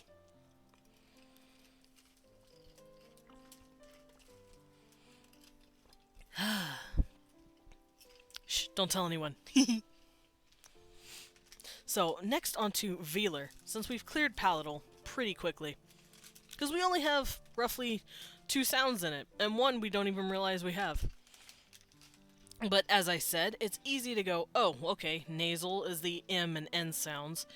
How would I do that if I put my tongue to the top of my mouth? Probably sounds something like, nya, nya. Sounds really dumb, but hey, it's close. And the reason I say a lot of people don't include this is because retroflex and palatal can sound pretty similar to each other. Which, it does happen a lot. But we are going to move on to velar, which is the k and g noises. K, g. It's like, it's not quite on the top of your mouth, but it's getting into the throat almost. K, g. And we know these sounds pretty well. We also have this sound, but once again, we wouldn't recognize it unless we kind of wiggled in and found it. It's in like the word song or long, sing. It's that ng noise. If you don't pronounce the g at the end, like sing, because we don't, it's just sing. It's a really weird ng combo sound, and they show it by doing this. So nasal, na, and velar, nga, nga, nga. That's how it goes. That's how it go.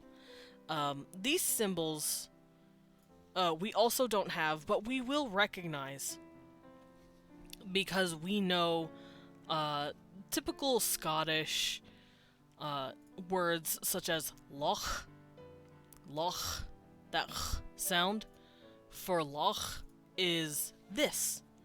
Just like here with ich or cute, we know loch or bach. It's right there, that noise. And it is in the velar, and it's a non-fricative. So it's that not quite expelling of air as the fricative is. Actually, I don't know what a fricative velar would sound like. We don't have one. We can't do that noise. It's really weird. And of course, we do have a few symbols that pool into it that are made with the L position, so it'd be like or something like that. But once again, English struggles with these kind of sounds. So we are personally not going to touch up on that because we are trying to make a language that is easy for majorly English speakers to pick up on. Because these are a bit rarer sounds. Now, uvular. We know what a uvula is. That's easy. It's the thing way back in your throat. That little that thing way back there. So, uvular, pretty easy to know what that means. Uvular nasal, though. That's a hell of a pronunciation to just do on your mouth. So, we know what a nasal is by now, and we know what a uvula is. You're trying to make an N or an M noise in the very back of your throat. And that's where we get la. English doesn't do it, but there it is, just in case you want to do it. You can try it out, try and pronounce it. It's extremely hard to do for English native speakers because, once again, we don't have it, but it's there just in case. We also know about ha and ga. It's like a ka and a ga, but you're just swallowing it. You're pushing it to the very back of your throat. So ka becomes ha, and ga becomes ga. It's like really far back in your mouth. And I really like the ka sound and ga. I like the ka more than I like the ga, because the ga sounds gross. And the same thing here. Instead of loch, we have loch. That really deep uvular ch gets pushed to the back of your throat. Same thing here. This is actually in French and German. It's an R. Technically, it's an R, but you're using the g noise in the back of your throat, where we would be putting the h and h. It would be r. It's that rendezvous. Roto. It's that r sound. It's that very Frenchy guttural R sound, and it's really pretty. Once again, going down the list, we have the more rare sounds, because laterals are pretty hard to come by when it comes to most languages. These, like I said, these are more rare sounds, so we don't really touch up on them. But this sound I want to have fun with because I use it in one of my languages. Because I have, of course, we know, I have frogs. I have a little race of froggos, and I make it a very trill-heavy language because I'm trying to emulate the frog croaking sound, like, you know the little croaking they do.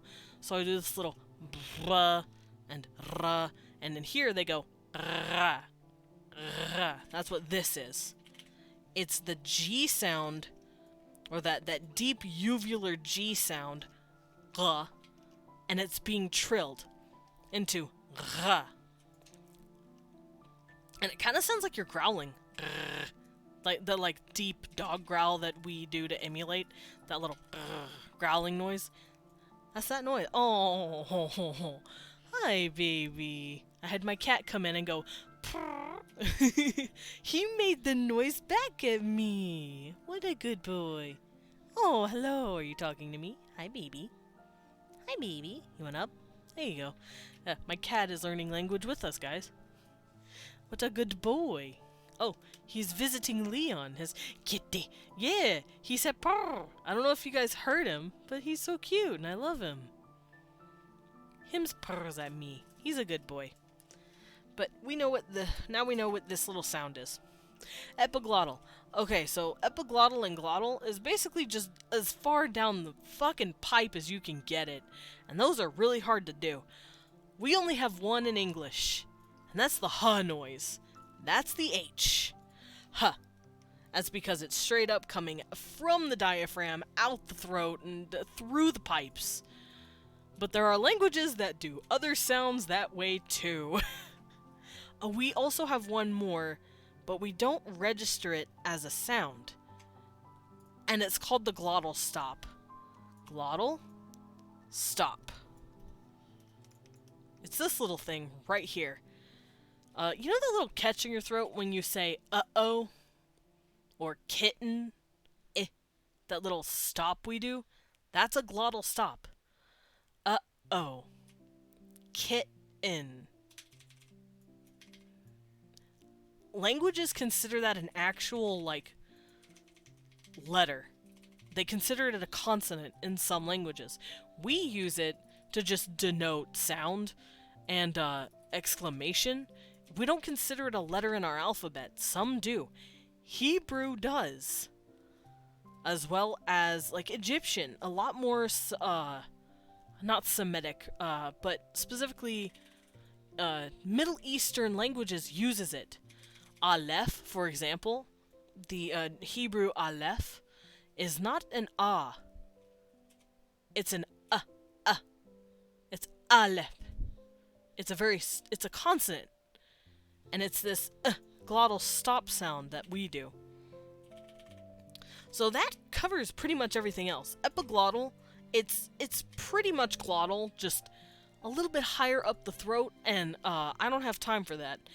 It's really very difficult for me to pronounce, but I can try my best. Like, for example, huh, right here, this would just be huh. It would be like a little higher up in the throat, and it's dumb. It's dumb for me to pronounce because I'm dumb. But there it is. Epiglottal is just a little bit higher than glottal. And it's these same symbols. So the epiglottal stop would, instead of it would be It's a little complicated for me.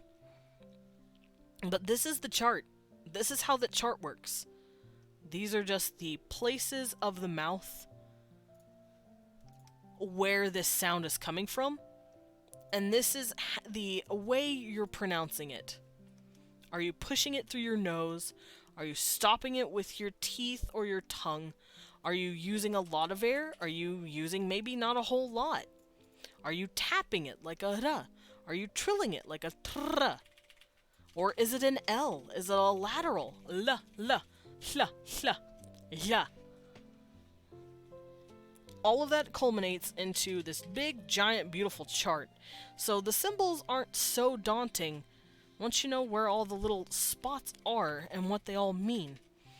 Now, I have marked down the symbols that I personally like the most and can pronounce the easiest, so we're going to be picking a sample for our consonants for our language from these pieces. Now, let's see, let's erase this real quick, because my word looks a little wonkus.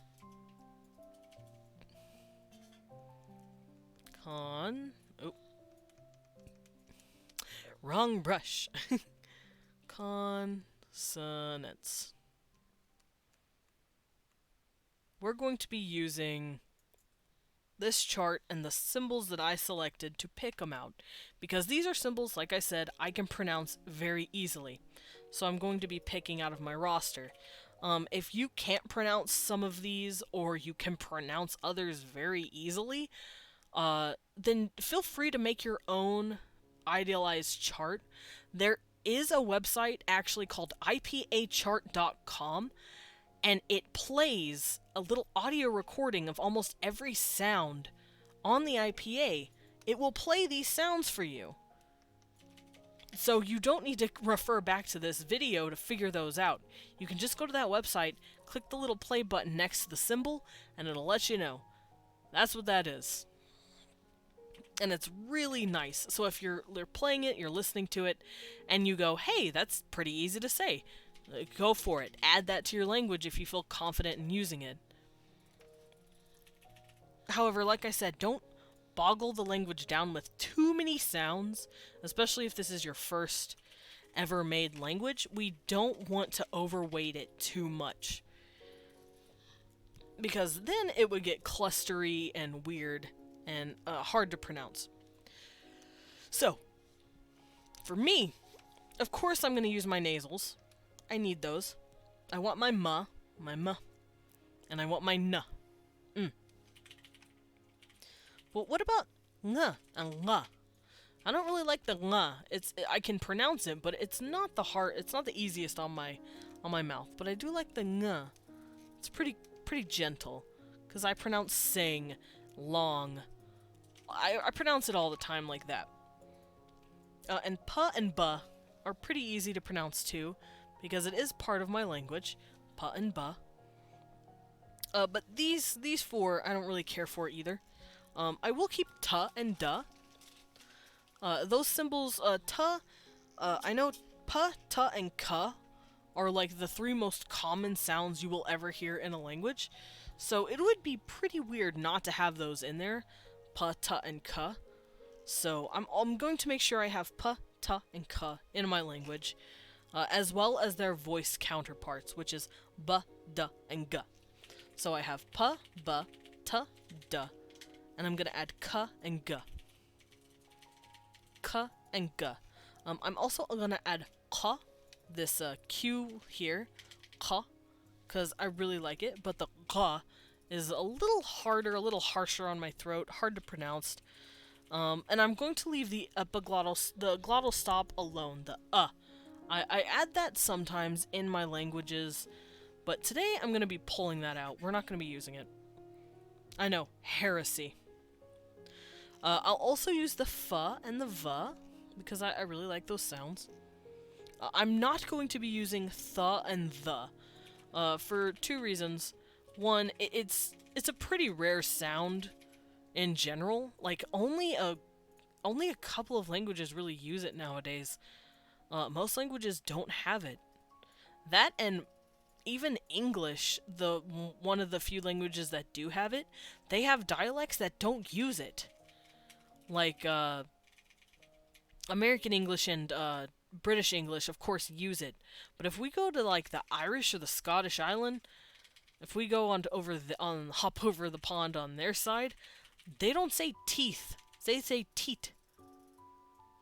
Like, if you listen or you watch, like, Jacksepticeye play a game, you'll realize he doesn't use the th or the sounds.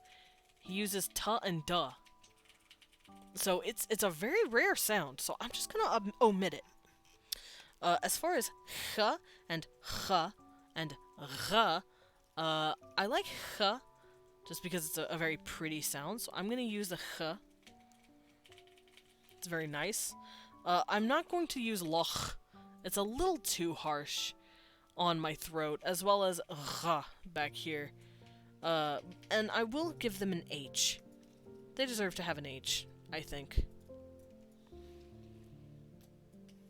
And of course we need a tap. We need that R, the little ra. But I'm not going to add any trills.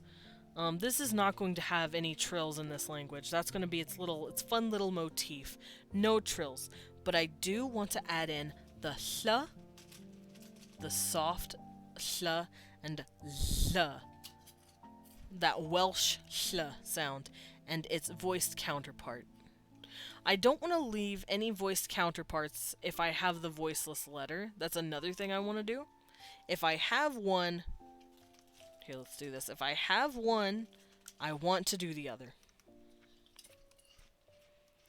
Now, I'm probably... to leave the L out or to not leave the L out.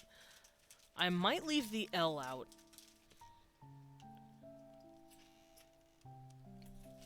Yeah, I'm gonna leave out the L.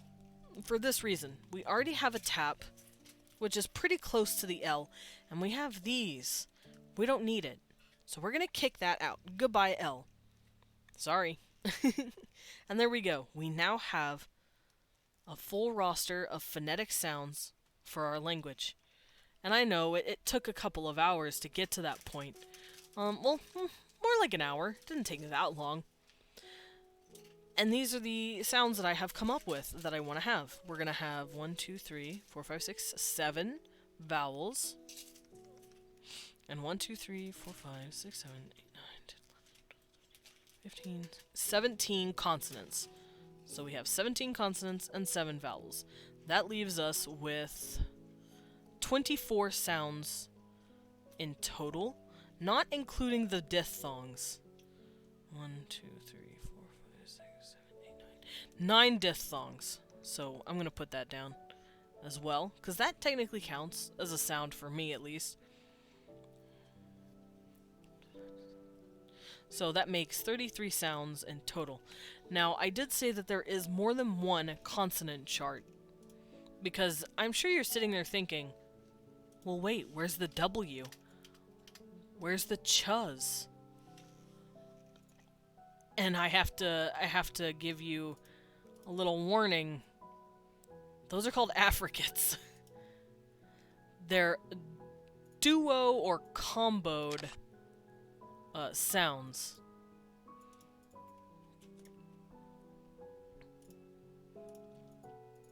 So let me pull those out real quick. There we go. Now, I don't know if I want to use affricates, which they're right here. Boop, here's my chart of the other consonants that we've missed. But like I said, a lot of them are just a bunch of combinations of the same ones we know. Here we go. For example,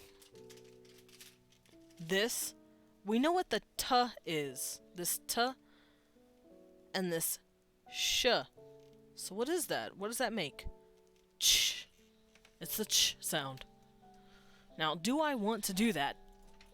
If I do, it would have to be with 2 different letters of my alphabet, maybe. So let's look it over real quick. Do I want ch, and conversely, its voiced version of it, j. J. Yeah, j from judge is just a voiced ch, as in church. As weird as that sounds. We also know these sounds, although we don't really use them. We know ts, like in Japanese, tsunami. Tsunami. But we don't use it. We just say tsunami because we're cracked. And then, of course, there's the voiced version, z. Z. I like those sounds, and I can pronounce them easily. These are the same way. It is just the other consonants that we have seen squished in with the t and d noise. These do the same thing down here. It's all those little symbols that we remember being put together. My favorite symbol, though, my favorite sound is here as well. And it's a lateral combo. It's a T and the hl sound. So obviously it's the kla, kla. And it's very fun to do. And its voice counterpart is kla, dla. I like that sound. It's my favorite. Ejectives are the sounds but pushed out of the mouth very harshly and usually not used with vowels. So, ts usually comes out to t, t. It's ejected really harshly. I don't want to do that. I do not want to incorporate any ejectives in my language. Goodbye, ejectives.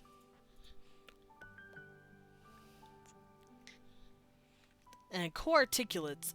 These are extremely difficult for me to personally pronounce, but we do have one in English that we know and love quite regularly. It's w. It's the W. However, some of these I cannot pronounce to save my life. Like tp, tpa, tpa. That's hard to say. You're supposed to pronounce it like together. Like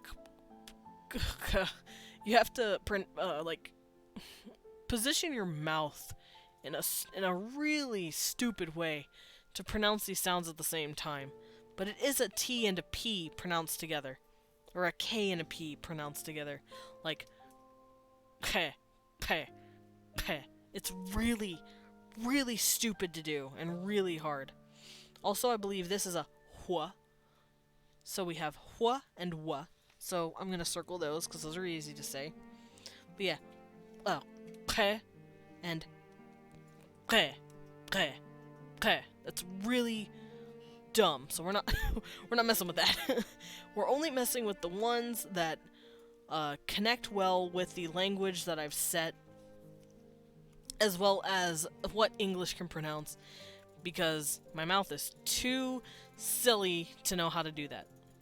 So it's not going to be 33. I'm going to add the w. And I want to add ch, as well as its counterpart, its voice counterpart, j.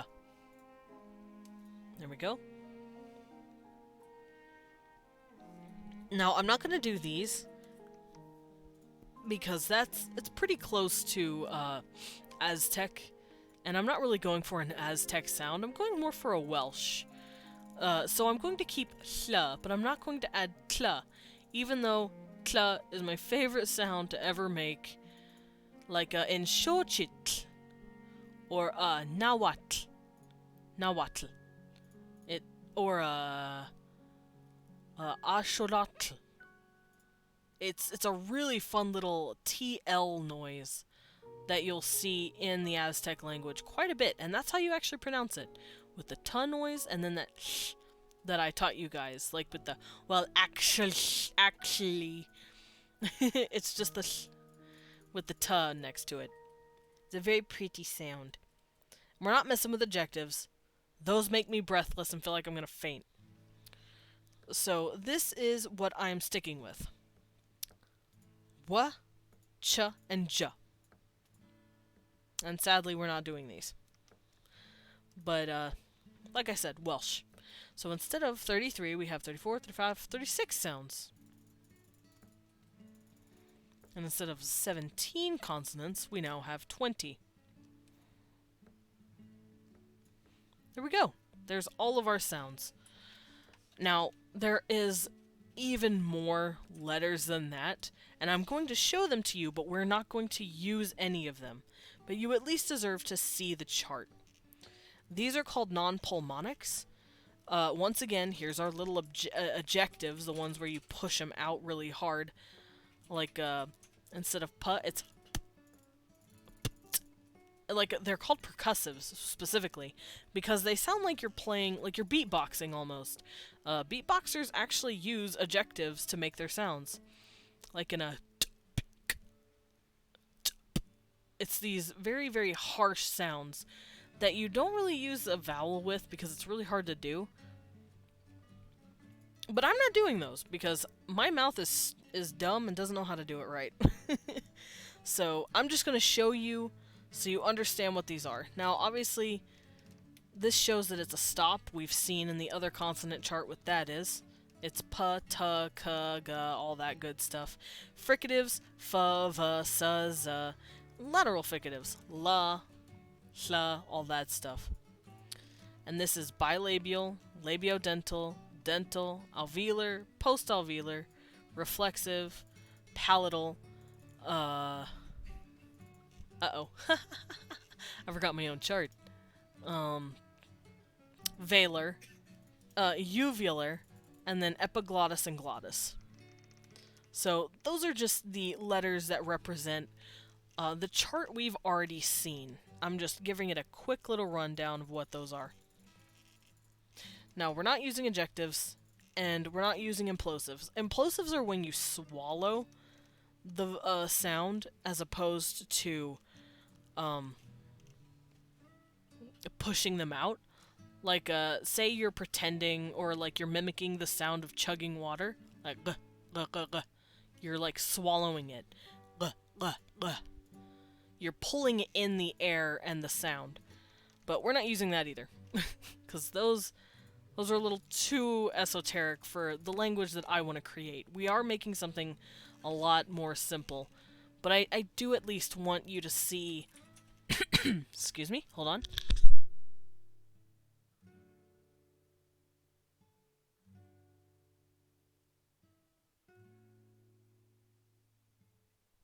Had to get a little cough out. But yeah, I just wanted to show you these. Now, click consonants are something we've probably heard of, but haven't ever really put into practice, and because they're mostly in Africa. They're mostly African consonants, and no one knows exactly how or why they developed because they're really rare and they're pretty interesting. But we technically use these sounds, but not the way they do. Just like how we use the and uh-oh, they use clicks like when you go or or you make little clicks with your face.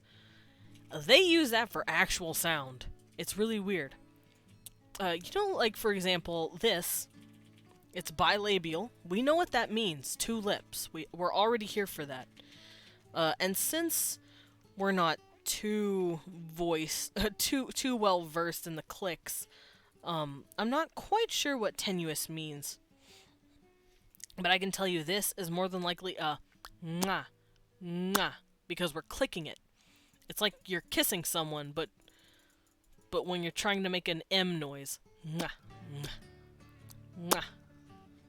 It's this very poppy mwah, mwah, click noise. Same thing over here. It's easy to tell. Dental, alveolar, post-alveolar. Well, if we're popping them, what do those sound like? Mwah, mwah. So I'm not going to go through all of them. I'm just giving you a little sample of what they all mean. So this would be like nga, nga, nga, and nga, where you're clicking your tongue to the top of your palate. Nga, nga, nga. There are a lot more where you can voice it and nasal it and lateral it, but I'm not going to worry about all that. That's just a quick little rundown of all of those, because you deserve to know. So now we have all of our sounds. What do we do with these things? We figure out a syllable structure, because you can't rightly make words if you don't know how the letters are going to line up with each other. For instance, English has a crazy amount of syllable structure. This is a syllable that I use a lot to kind of show how wacky it can get. When I say syllable structure, I mean how many consonants are going to be in the front of this word, and how many vowels are going to be wedged in it. How many consonants are there going to be before there's a vowel? And syllables denote one tick of a sound, such as cat. It's one tick, cat. While office is 2 ticks, off, is, cat. This is 1 syllable. This is 2. Off, is, cat. So when I say syllable, that's what I mean. How many consonants to a vowel can we get in?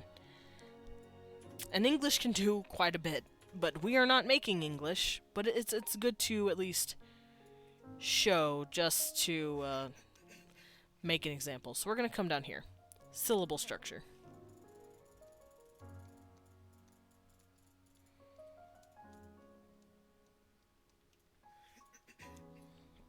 How the hell do we do this?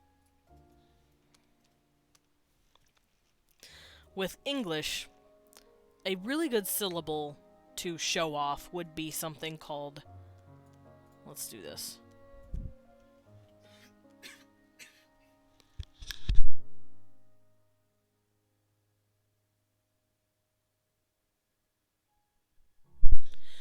So, strengths is technically 1 syllable.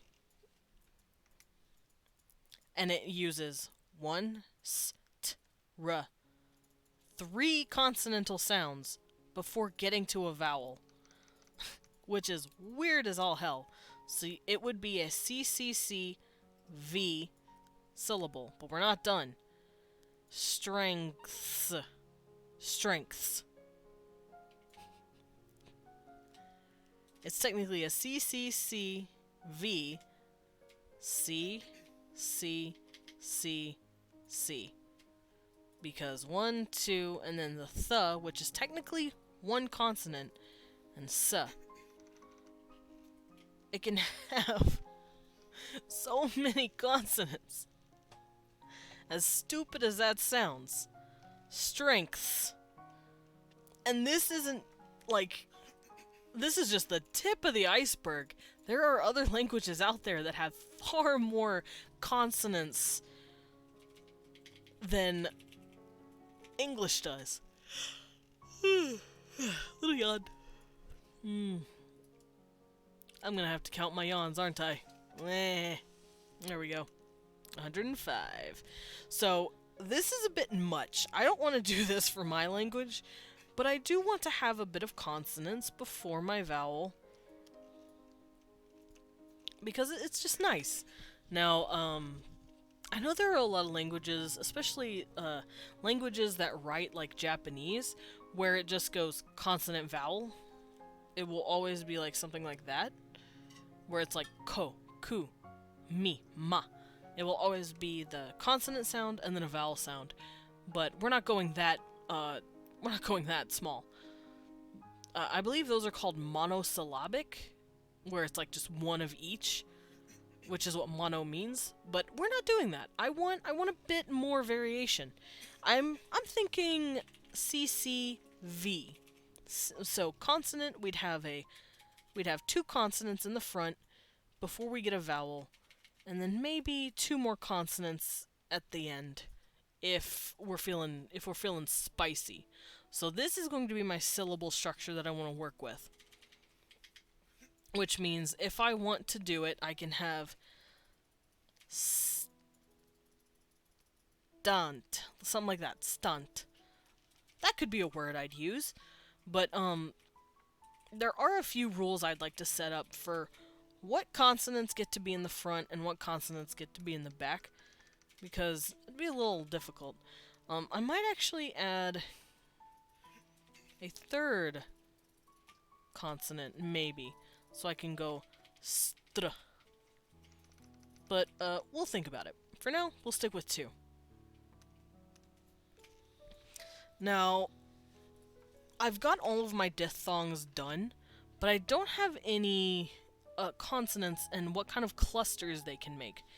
A consonant cluster is, as you saw in strengths, stir, or like strut, strength, strategy.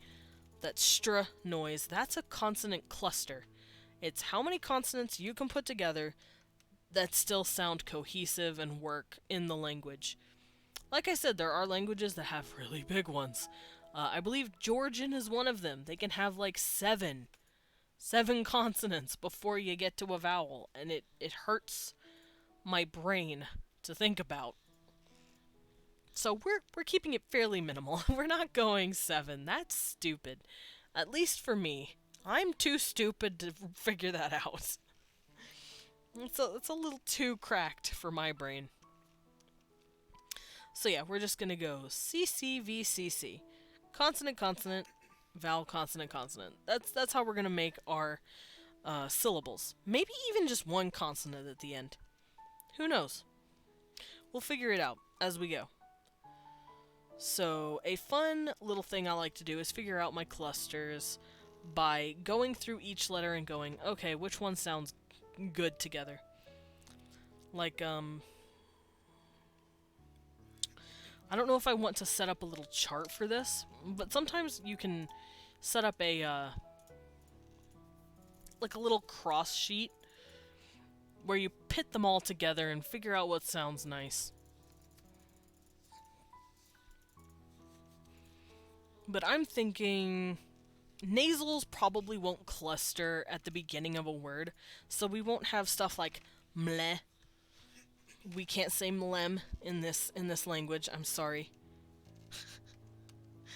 So, mlem would not be a word. Sorry, it's not a word in this language.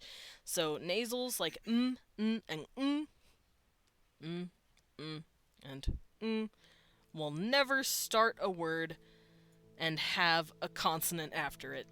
Sorry. Mlem is not a word. Not in this language. I'm so sorry.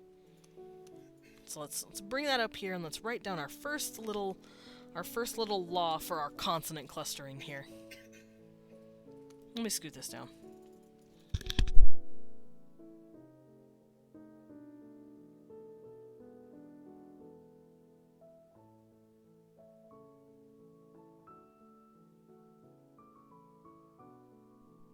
so consonant clustering.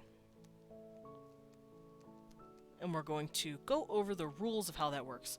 So m, n, and will never have, they will never start on a word. They will never start a cluster. So mlem is not a word. Sorry. Mlem is not a word. However, I would like to think p, b, t, d, k, and g can start a consonant cluster pretty easily. So all of my stops, wrong brush. So p, b, t, d, k, g, and qua, claw. These can start a cluster very commonly.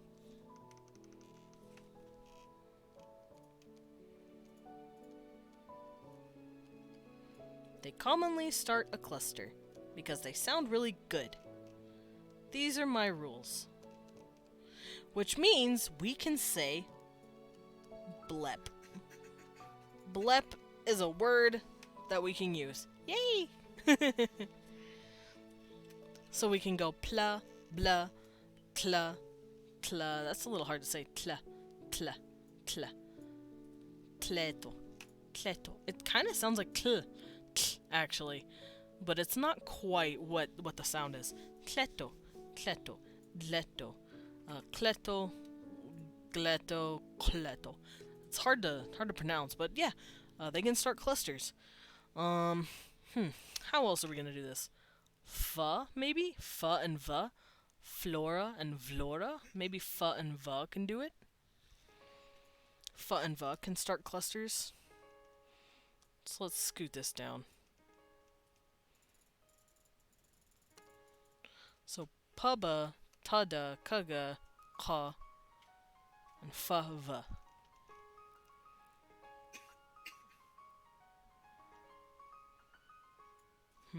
Let's bring this up. I'll put it down here. Fa, oops, that's a V. Fa, va, and ha, maybe? Hleno and hro, hroa, like Hrothgar, as we hear in Norse, or I think that's a word from Skyrim, Hrothgar. So fa, va. Oh wait, ha, ich. Yeah, I don't think ich. Actually, I don't want to do ich and ha. Those aren't going to cluster very well. They don't start one. So I'm going to scoot this down. So, oops, I stole the pea's tail. Whoops. So fa and va can also start clusters. Whee! So let's plop those up there. However, hya, the little ich sound, hya and ha do not start clusters. Neither does ra. The ra and la cannot start. Oh wait, it doesn't have a la. That's right, it doesn't have an L. We can't say mlem and blep. Oh no! It has to be, plep, plep, plep. Or brep. That's right. We don't have an L. Wa, I don't think we'll start a cluster either. Wa plus a cluster is real hard to do.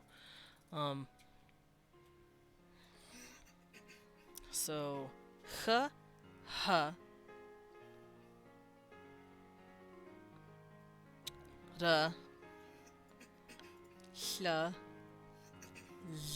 la, and wa do not start cluster.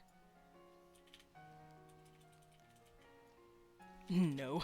No start cluster. Never start a cluster.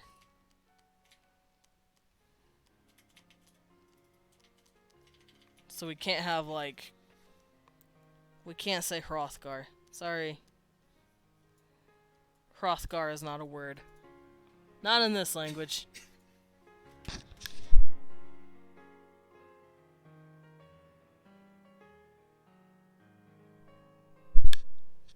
There we go. And what I'm doing here exactly is just going over the sounds one by one and seeing what sounds nice. Just for me. I know some people do it with a very technical way, like they make charts and shit, but I don't need charts. I just go over the sounds and see what sounds nice. Let me stretch my wings. Ah, nice little stretch. So yeah, hl, h, r, l, w. They don't start clusters either. That'd be dumb. That'd be hard to say for these people. Ch and j probably don't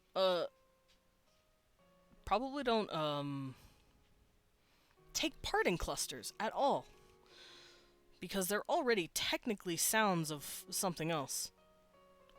I just realized I never added S's to this thing. I want S's. Wait. Whoops. I want S. I want Z. And I want sh. And maybe zh. There we go. I forgot the... Actually, let's do something fun. If it's an S or a sh, it doesn't have a voice. All of the others have voiced counterparts like t and duh, but I'm thinking s and sh don't have a z or a zh. I think that'd be pretty fun. So, whoops, I forgot my S.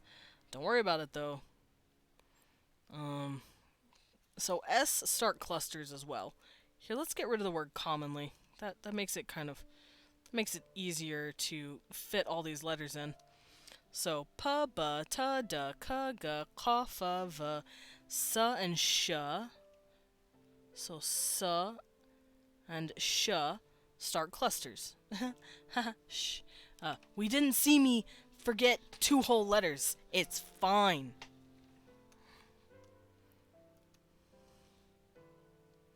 See, it was there the whole time. But yeah, there we go. Haha. So let's scoot these out the way. I can't. They're all overlapping each other. I can do this though. And I will rewrite it. Whoops. I'll rewrite it for a cleaner slate, but this is just the notes I'm taking for the moment to remember everything. So these will never start. Ch and j will never cluster. It will never join one. So I can't say Trana. My eyes are closed. I saw nothing. Thank you, Gummy. I appreciate it.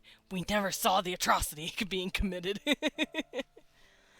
But we will never have, like, a j or a ch put with any luz or ruz or shluz.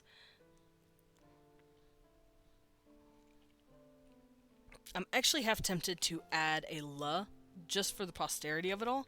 So let's do that. Let's add the l. I know I said I wouldn't, but I feel like it. And I'm going to put it in here too. L. Okay, so for consonant clustering, things that will never start a cluster. Never begin one.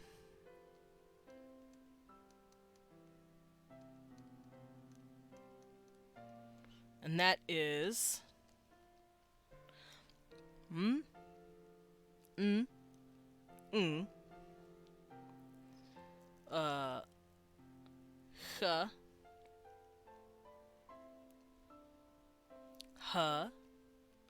l, or r, l,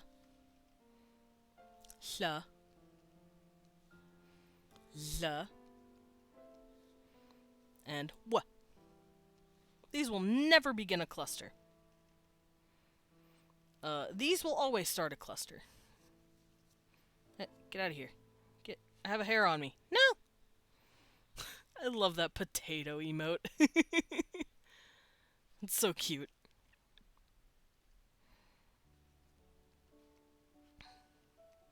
So it will commonly start a cluster.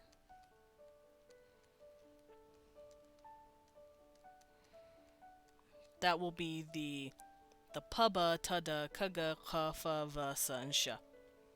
These will always do it. So our plosives, pa, ba, ta, da, ka, ga, ka, and our non-fricatives, fa and va, sa and sha. So you can say something like shrike or schleik. Tico truly is blessed with me some great emotes. Yeah, I love the little scrimblow. His name is Gumbo. I love Gumbo and I love Beepo. Look at him. I love all of them. Let's see. There's this one. This one. Which all ones do I have? This one, this one, this one, this one. This one.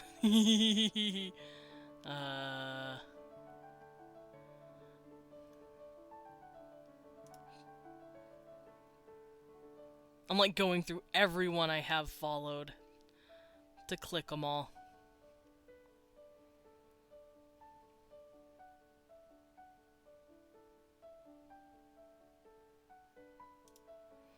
And then this one.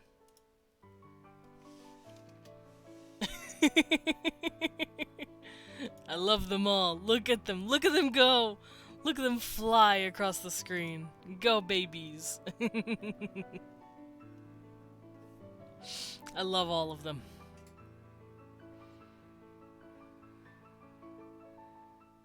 And I love my baby bat. He's so cute. The Scrimblow Council is now ready for you.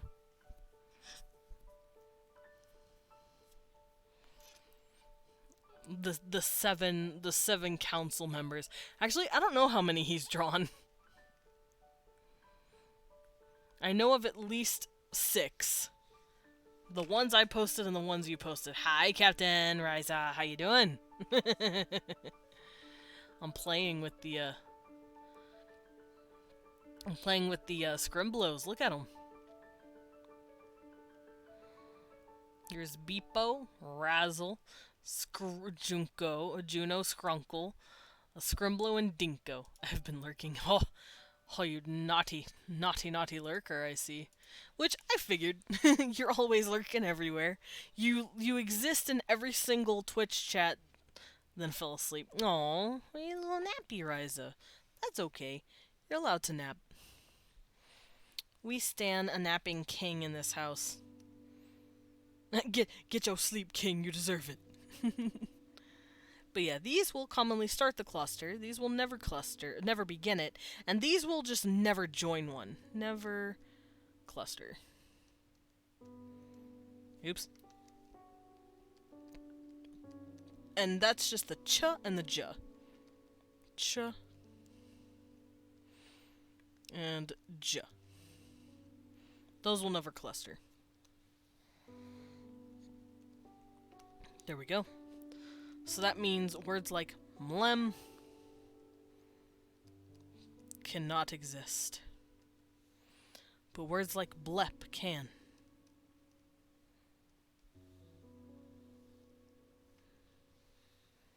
There we go. These are the clusters that I like, personally. Or at least the rules for the beginnings of a clustering here.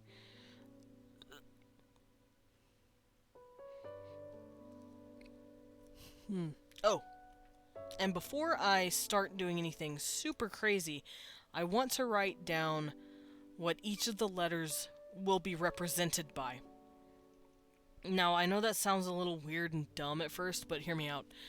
The IPA symbols are not easy to type on a keyboard once you really get going, and we need letters to represent those keys. Like, how the fuck do you write this on a keyboard easily? You don't.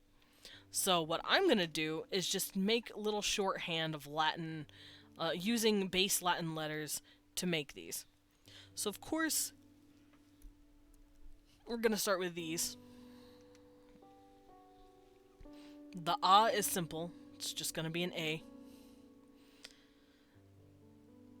The E is simple. It's just gonna be an E. So A,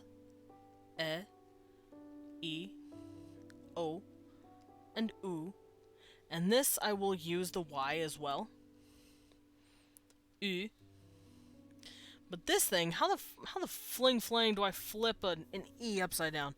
Return to linking, but I say mini hugs. Okay, enjoy your lurk, Captain Ryza. And if you happen to fall asleep into a little nap again, get your sleep king. You deserve it. But let's see, how do I flip over that E like that? That looks... that's a little hard to write. So how am I going to denote that?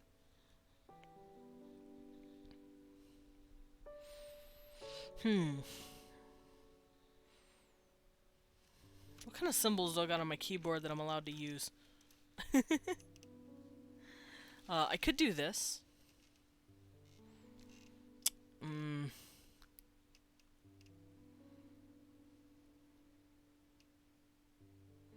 Because like I said, I want it to be easy.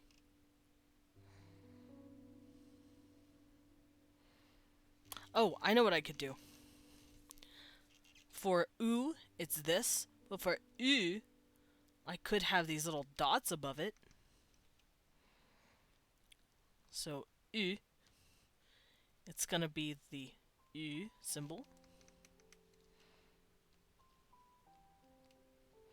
And while that's a little hard to write just on my base keyboard, that's okay. I can just keep like a little chart or a shorthand of it for myself later. So U with the 2 dots, and then the can be this. So this, the Y can be an and it's, come on now. No, I know it sounds, well, hold on. Let's,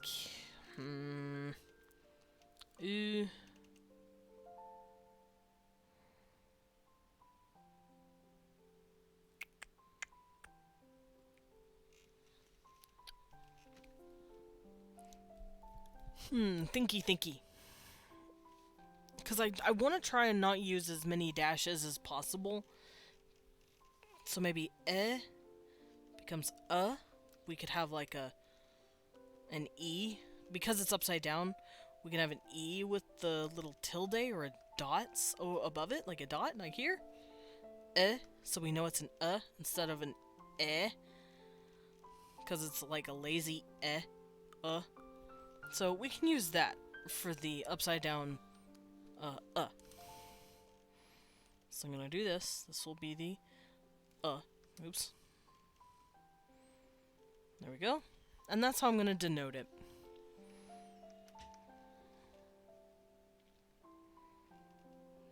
Write it a little better. There we go.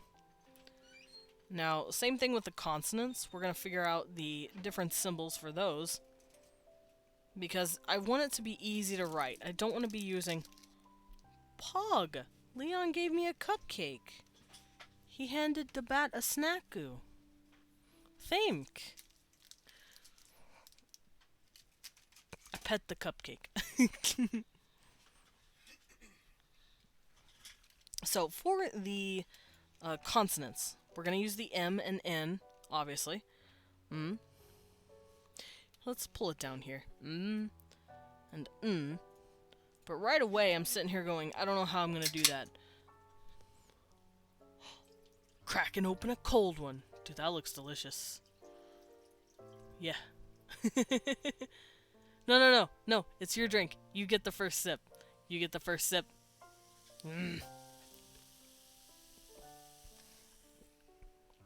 Thank you. Leon gave me a sip of his drink.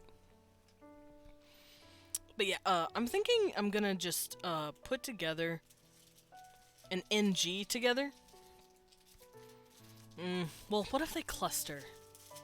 That'd be confusing.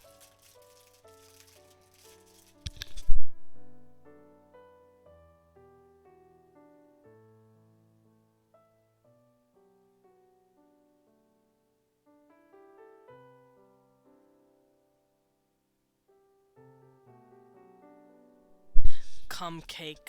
No. No, wait. That sounded gross. Ew. Not a cum cake. Whoops. Listen. That's not what I meant. But, let's see. How am I going to denote the ng? I could take it out and only have it show up when there is an ng.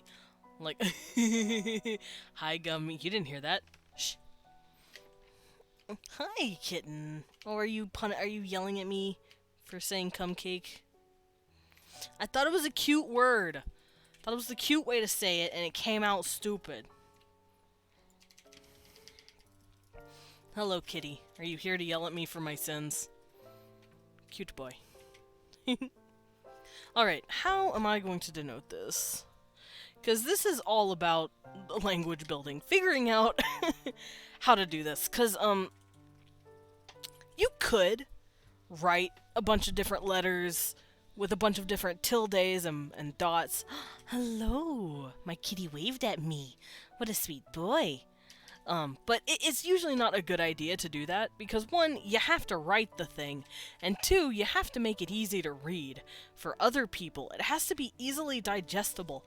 If you have, like, a C with 2 dots over it, and you're like, yeah, that's just the K noise, it's like, why? You have a K symbol literally available to you.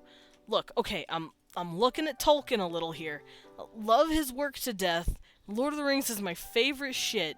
His fantasy world building knows no bounds. But my god, sir, you do not need to use the C for pure K purposes. The K exists. Because if people read Tolkien's names, and you see the name like, it looks like this or something. Let's see. You would pronounce that a Celeborn, wouldn't you? It's Celeborn. Because even if it's by the E, it makes a K noise. And it's like, buddy, not everyone's gonna get that. Please use a K. But no, he doesn't care. It's Celeborn. And this is Celebrimbor. Because he doesn't care. He wanted that C, goddammit. And he got that C. But, you know what? To each his own. He's allowed to use the C if he wants. Me, if I can get away with using the basic Latin alphabet from the IPA, I'm gonna do it. Which is why I kept this, the U, a Y symbol, even though it would look a little nicer, maybe, if this was the but I like this being the instead. Because I've ran out of vowels I can use. So, the ng, I don't know quite how I'm gonna do it yet. I might just do it with 2 symbols, ng, but that would...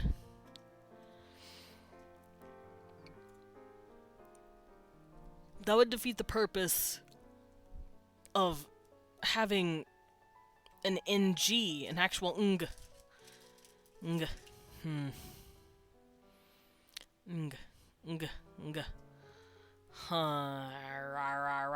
Fuck it. I'm just gonna go and we'll remember that that's what that means. And we won't have clusters at the beginning or end of our syllables that doesn't have an ng, an actual letter ng. I don't know. This is hard to do. Language is hard. But we'll keep that there for now. We'll workshop it. We'll workshop it. I could dot it, but we'll workshop it. P, B, T, D, and K, G will stay the same, as well as the K. That will all be our base letters, the P, B, T, K, P, B, T, D. I forgot my D. Whoops. I forgot the D. How could I forget the D? That's the most important letter of the alphabet. So T, D, K, G, and K. I'll just use those symbols. Same with F and V. Because once again, I don't need to be precious with it. If I want to make a V sound, I don't want to make an F and then put dots on it and go, that's a V. That's dumb. I already have the V symbol. Why am I making this so complicated on myself? While, yes, I am making fun of some languages that are out there. Why do you ask? Some languages do that. Some linguists like to fuck around and find out. And usually, that's how you get your language to not be read. Because people don't know what the fuck you mean when you wrote it, chief. Alright, so the ch, the ich, the cute sound, we're going to be just using a common C for that. And the reason is, I'm not going to use C for anything else. I already have a K for that. Tolkien. I already have a K for that. So I'm going to use the C for the ich sound. Just to remember that. H for the h, an R for the r, or the r, an L for the l.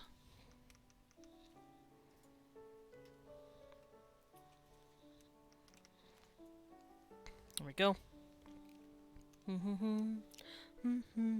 Let's bring this down, because I feel like I'm going to need more spaces. And then for the hl, this is when I start getting into the weird two symbols that I use.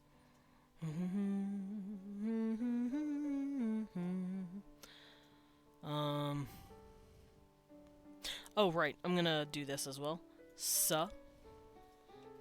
and sh. So I'll just do how English does it. Sh.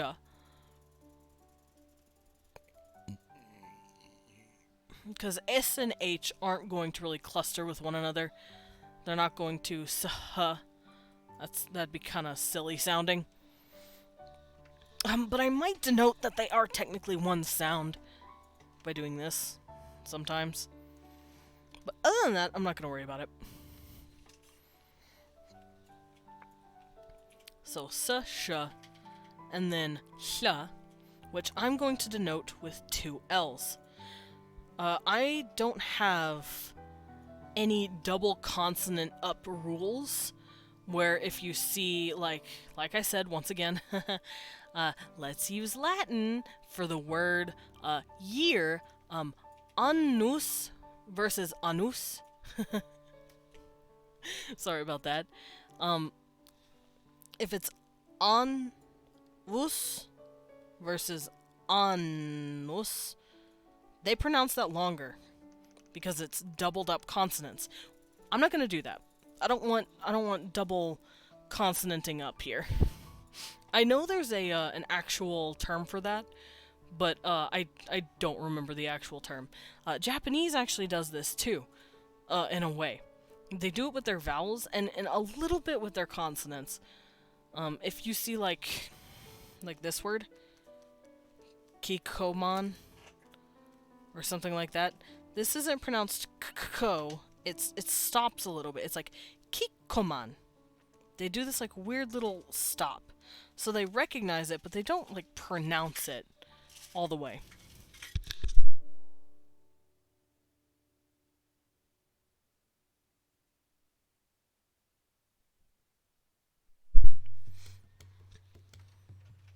Okay.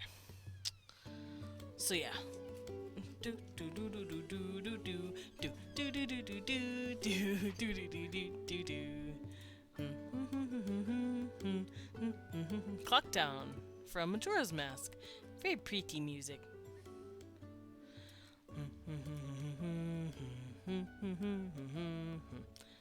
I like my Zelda music. Alright, so yeah, my hl will be two L's. I don't know how I'm gonna do l. Maybe HL?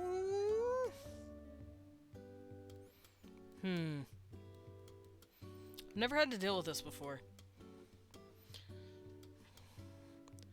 My w is definitely going to stay a W.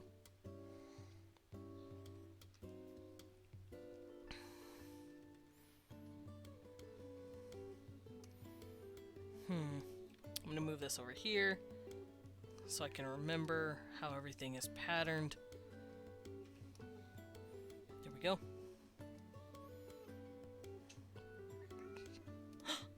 Hi, kitten. What? I don't know if you guys heard that, but what, baby? Hi. Hi, cute boy. Aw, he brought a hair tie. He brought one of my hair ties for me. And, if anyone who's, not new to the channel knows, Kitty who bring hair tie is asking for playtime. He wants me to throw it. Do you want me to throw this, baby boy? Do you want to play? Where are you? Ah! He scared me. Do you want tea? Jump. Oh, good boy. Oh, good boy. You ready? Hi. Go get it. Oh, he caught it midair. What a talented little man. I love him. So while he's distracted with that for 2 seconds, oh, there he is again.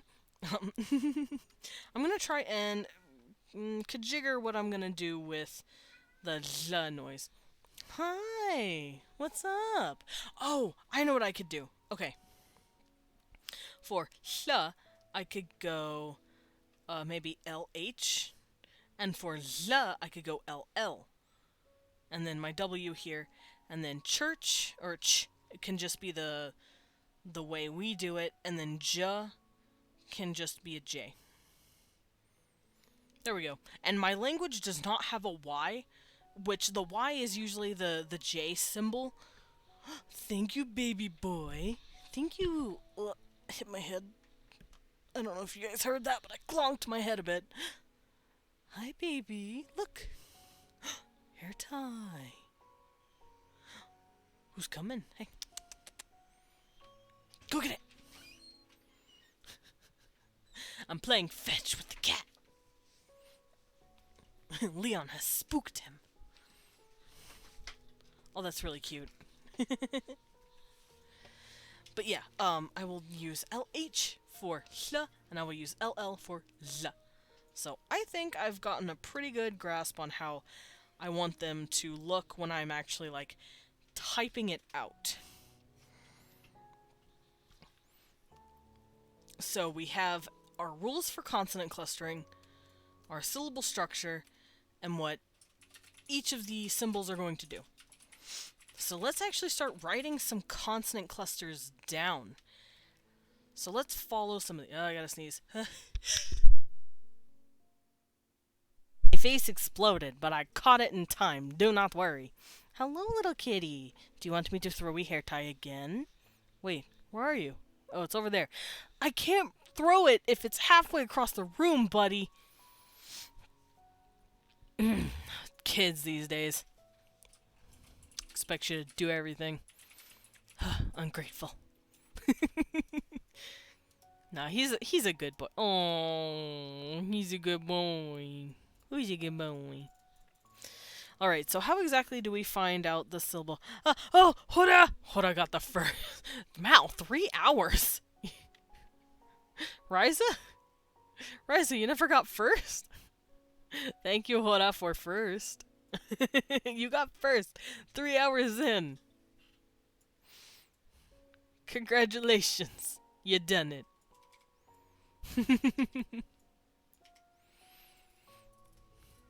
What, little kitty? That's because I'm epic. What, kitten? I have a cat yelling at me. Where is it? You have to bring it closer. I can't reach that. I can't throw the hair tie if you don't bring it to me. But yeah, we're learning language today. I'm showing people how I break down constructed language because it's fun as hell for me. What, baby boy? You have to bring it. I can't reach that. Don't yell at me. I can't reach it, sir. What? What? Hi. What? I can't throw it if it's not close. We're just having a stare down. My music's so quiet again. Oh, there we go. Now it's all turned up and nice. Kitty! What kitty?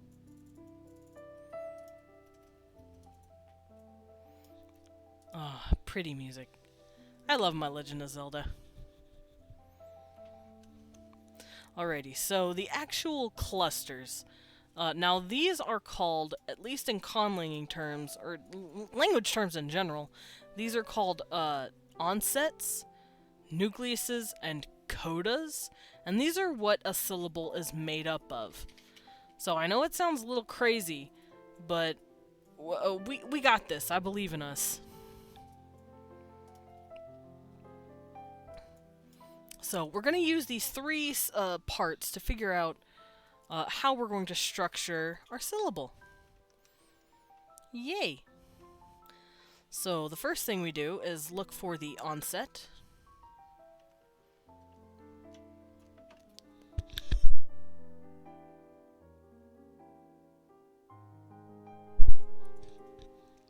Then we go with our nucleus.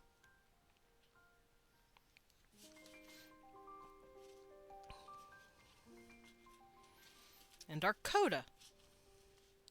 Now, what the hell does that mean? Well, nucleus is pretty easy to understand. It's the middle thing. It's the thing in the middle. Those of us who have taken, like, 8th grade, 9th grade biology can attest to, like, the nucleus of a cell. It's like the core of something. It's the thing that's in the middle that holds everything together. And that is usually a vowel. That's usually our A, E, I, O, U, Y, or dotted E. It can also be diphthongs.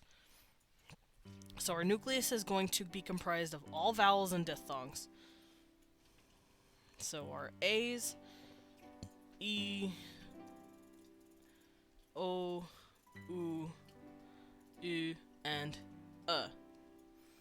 And then, of course, all of the diphthongs that those make up. Because that's how we structure our stuff. If we have a consonant, or an onset, nucleus, coda, cluster, syllable for English, going back to that, let's say the word straight, like this. The STR, once again, that would be our onset. The AI right here would be the nucleus, and our coda would be that T right there. So that's what we're breaking it down to figure out. So the nucleus can definitely be diphthongs. So what are my diphthongs? I, ow, a, ya, ye, yo, you, and ya. Half tempted to take out ow, but, it's fine. Maybe ew. Maybe I'll use EU as well. But for now, we'll keep, I, ow, a.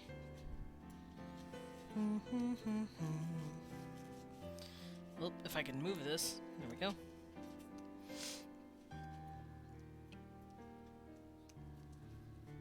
So we'll go I, ow, a, ya, yeah, yo, you, and ya. There we go. All of our diphthongs are there. We're not going to have any trithongs or quadthongs or whatever the other thongs. No more thongs, just those. We're not wearing thongs here. So there we go. That's our nucleus. That's what we'll always see in the middle of our syllables. And some words can actually be just a nucleus. I don't think English has any... Actually, yes, English does have a few examples. I, for example. It's spelled like this, but it's pronounced like this. I. And that is just a diphthong acting as a word. Japanese does that too. They use the word I, but I means love in their language. So every language can use just the nucleus for full-on ass words. And this language is no different. My thing is done. Oh no. I have run out of musing, except I have more music to listen to.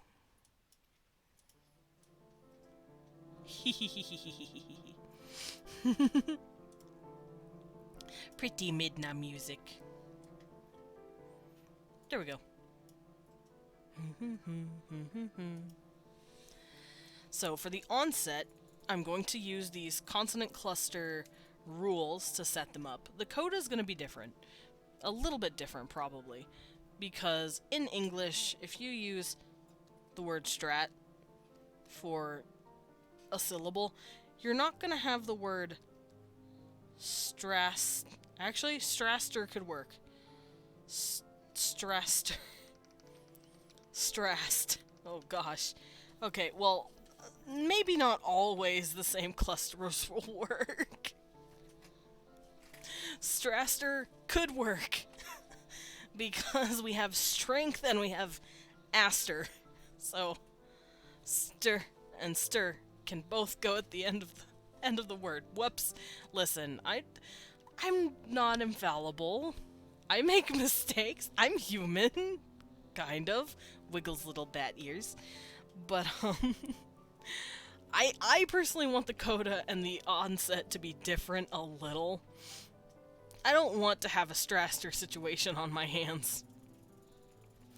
So for my onset, I'm going to make sure that it never starts with these. It will never start with these symbols. And it can always start with these, and these will never be in it. Specifically, in the onset or the coda. However, the onset can always be any of these letters. None of these letters can they don't have to be taken out.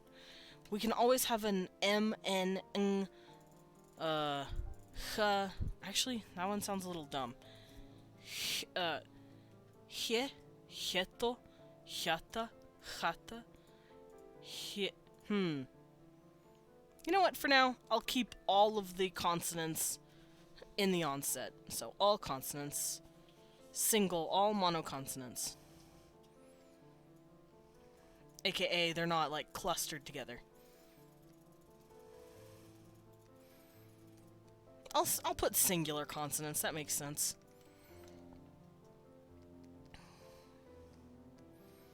All singular consonants can be in the onset. There we go. So I'll always have a word like my or tie or re. Words like that. I'll be able to do it.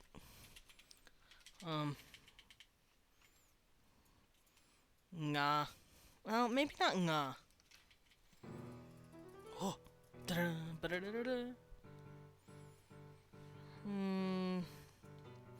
Let's take out a few. I don't want to use nga, and I don't want to use ha, because those are a little difficult to say. And I think for them, they won't use cha or ja for the onset, just because they won't be able to personally pronounce that for themselves. I think that'd be a fun little quirk. We can do it just fine. We have the word church, we have the word judge, so we can have the cha and ja noises on both sides of the syllable, but I think they can't, let's say they can't do it in the front. They can never say church. It will mess with them. But they can say like church, where it's in the back, but they can't put it in the front. It messes with them. You What, little boy? I have a cat yelling at me. What? You gotta bring it closer. I can't reach it. You know what? I'm using my pen, guys. I'm gonna use my pen to reach for it. My pen doesn't reach. He's that much of an asshole. Please, Leon, help. Thank you. Leon has big long arms, and also the hair tie was behind him. And, oh, hair tie. You want it? You want to stop trolling me and actually bring it to me? Go get it. Silly kitty. Alrighty. Yeah, all singular consonants besides ng, ch, and ch and ja. Those will not be in the front. They just can't do it. The poor little underlings, bless these babies' hearts. They can't pronounce that. It's hard for them. All right. So clusters can be started like this. Pa. So pa, ba, ta, da, ka, and ga. So pla. I have la and ra. Those will always probably end at a cluster. La and ra and hla. Because they're laterals, and laterals tend to go at the end of a cluster, like I said, in strength, stra, that R, or like in clatter, cla, the L is after the k noise. It's a very common thing to do, and it's really easy on the tongue. So we're gonna emulate that. Song of Healing, very pretty song. So we're gonna do that.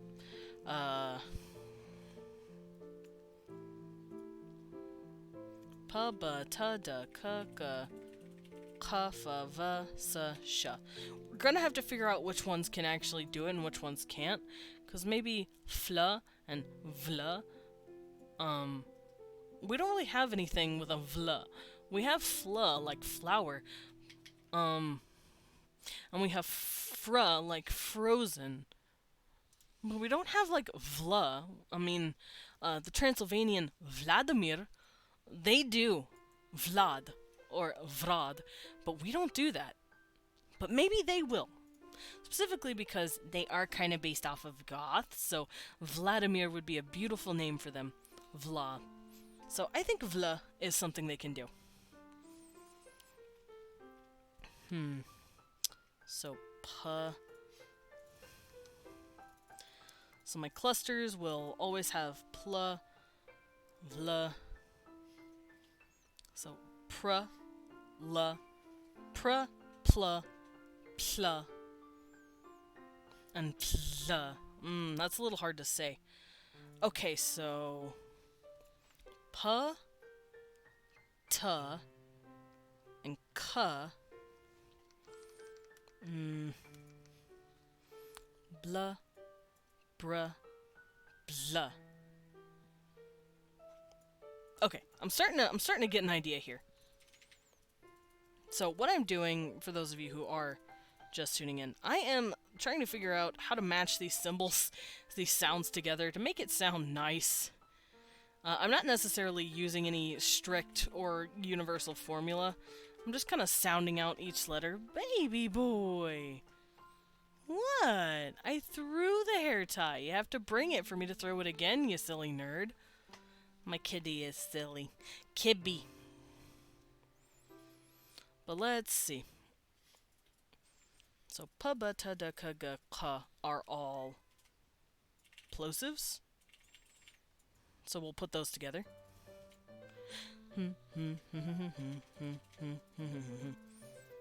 Pa, ba, ta, cat. What, baby? Goodness. These can all go after the ra sound and the la sound. Yeah. However, it's kind of hard for me to say, like, oh, and right. We want this to go together. So we'll see a lot of pla, bra, and tla, dla. Oh, that's hard to say. Okay, hold up. Da-na-na-na. Let's remove these. So pa, ta, ka, and ka are all going to be followed by ra, la, and hla.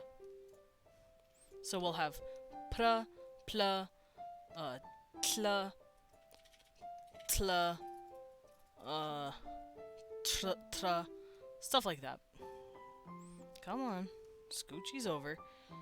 And then the voiced versions, b, d, and g, can also have r, l, but instead of hl, it will have l, the voiced version. Because I realized it's kind of hard for me to use the non-voiced plosives, which are these thingies, with the voiced version of the hl. So I'm just gonna match them together. Since these are voiceless, this is going to be voiceless. Since these are voiced, whoops, this is going to be voiced. Oh my god. I don't know if that makes sense. But it's going to be very easy to say pl and bl, but it's really hard to say pl and bl. These don't really work. These do. So, voiceless goes with voiceless, and voiced goes with voiced. Done.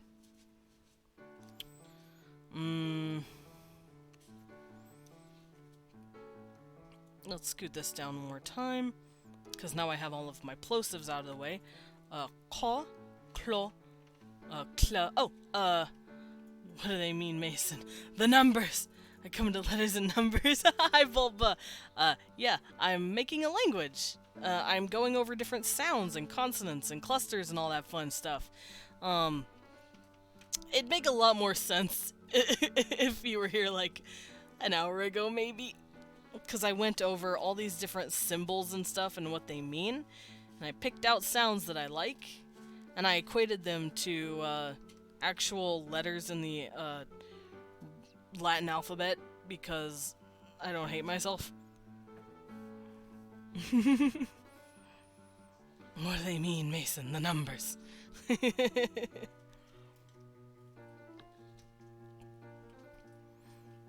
But let's see.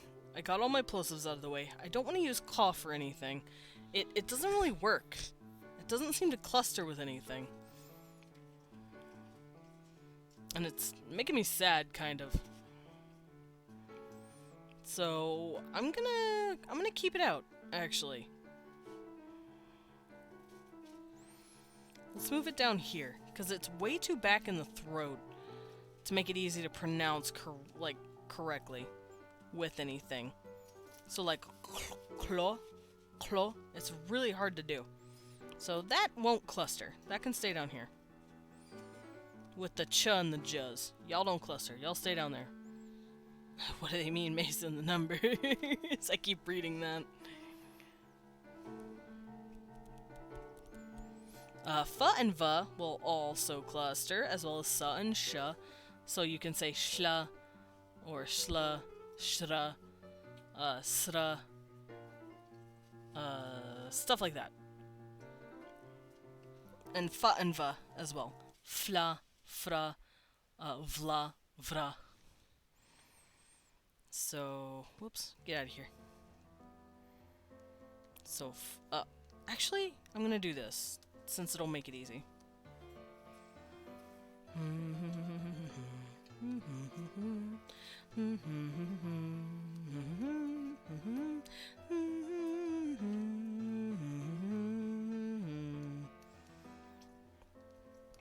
Oops, I wanted to delete it. Okay, so, pataka. Oh, right. Ka doesn't cluster, so we can get rid of that. And then fa for frozen, flower, and shla. And then va for vra, vla, and vla. Vla. That's a little hard to say, actually, but we're doing it.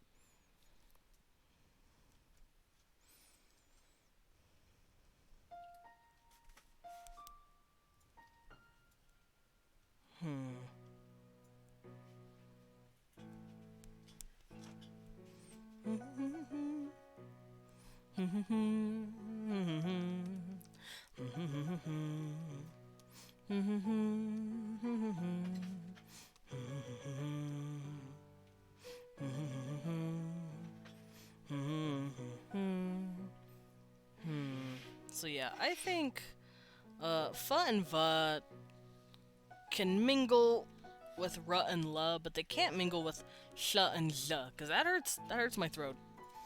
That hurts my face. So I'm gonna go fa, oops. Fa and va can mingle with ra and la. Anything else, no, it cannot, because it hurts my baby face. Now, there's probably not going to be a STR cluster here, because I only want to keep it 2 syllables, so they can't go stra. But they can go sta, maybe. And shta. Hmm.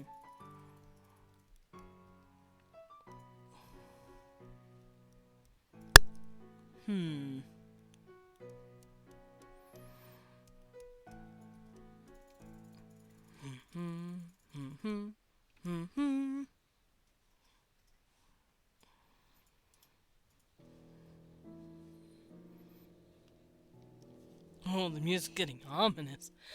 Actually, I will be right back. Enjoy this ominous little ditty. Sippy time! Alright, I'll grab a little sippy, and then I will be right back.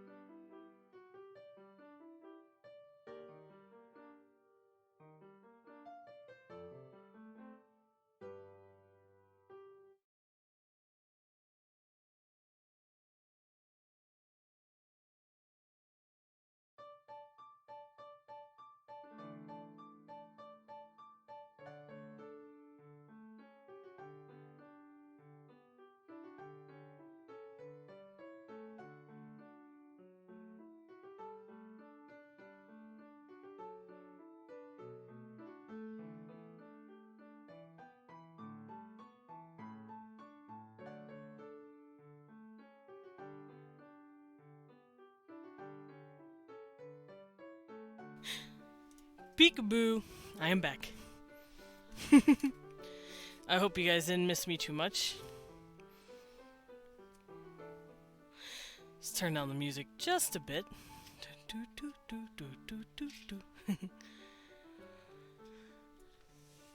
A little yawn. Leon's not paying attention. I can get away with it. I can't do that under my own good conscience. Oh, thank you, Gummy. Ugh, pop my back. Alrighty, what were we working on? Right, the clusters. I'm having fun with the onset. I'm trying to figure out how I want to do it. Now you guys get to see the little process. Now, you don't have to do this if you're making a language similar to, like, Japanese or,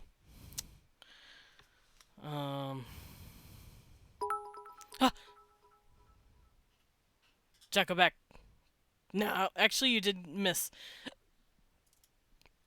Ugh, you missed a good amount of yawns, but that's okay. You don't have to count them all, it's fine. Also, thank you. Thank you for the 100 biddies. You did jump scare me with money. You did do it. You actually jump scared me. Oh, kitty? Oh, my cat hears something outside, and he's like, I gotta get to the window! He fucking rushed it. I heard him just bolt. He crashed into, like, a box. Like, he was into it. He was ready. There we go. Some more pretty Zelda music. Because you can't go wrong with Zelda music.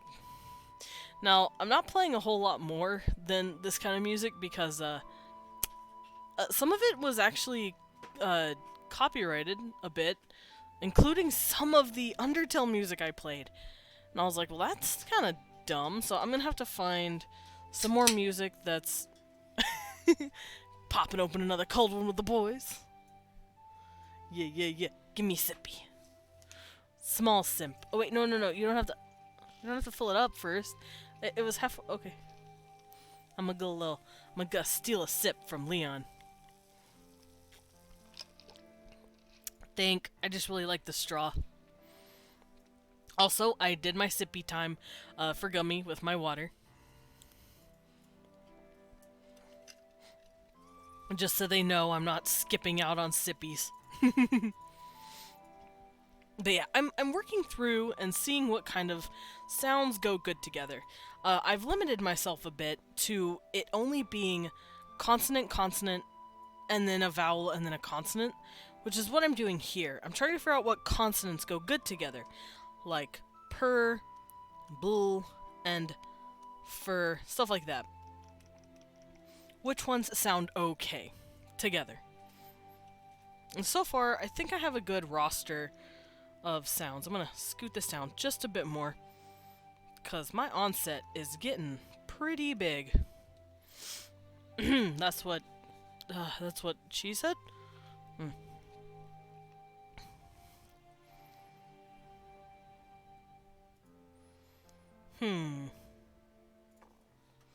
Oh, and also, since these are not onset consonants, I'm gonna put them in the coda.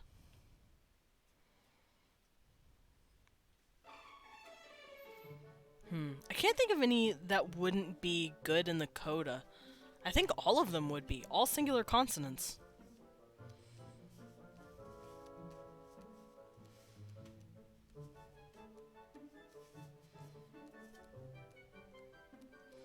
So, like if I said, mom, mon, mang, mach, mah.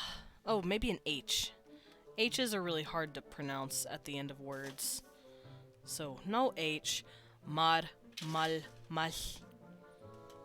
What are you doing, buddy? What is he crashing into? Oh. Jacko, Jacko, you know the, chocolate-covered raisins you sent me? My cat is having fun jumping in and out of that box, apparently. He's jumping around it and papping at it and playing with it. And I think that's adorable. So you have provided entertainment for my cat. Thank you.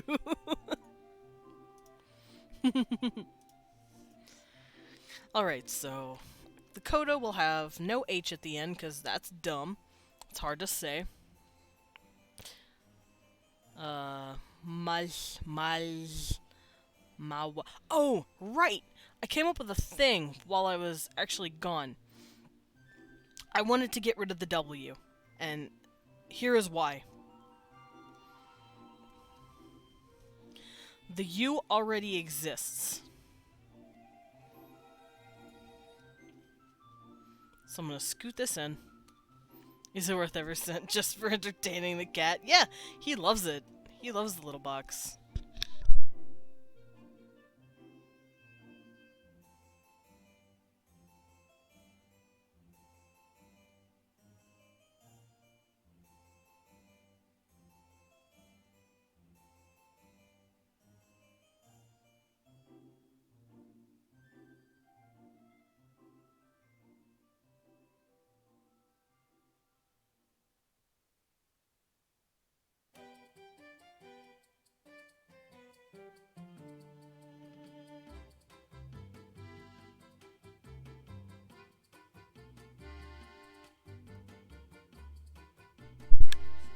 Okay, so here's what I'm this music's getting a little crazy. I can't hear myself. Alright, so here's what I'm thinking. I'm getting rid of the W because the U already exists. The U noise is already here. It's already here to serve us. Now, the same way I used the E noise, like iye, ya, yo, you, that could easily substitute the Y noise, the y. Because that consonant and that vowel... Oh, it's just my cat going bad shit again. I keep hearing noises. But, the E noise serves it pretty fairly. We don't really need it. So, who's to say they don't need a W? They could just use a U. So, ua as a diphthong, and ue, ui, ue, ui. Not uo, whoa. But they're not gonna do ooh, because that sounds dumb. Uo, and then oo. That sounds stupid too. They probably wouldn't do that. They might get... Actually, I'm gonna get rid of the ie, because we don't... It's so close together, we don't need it.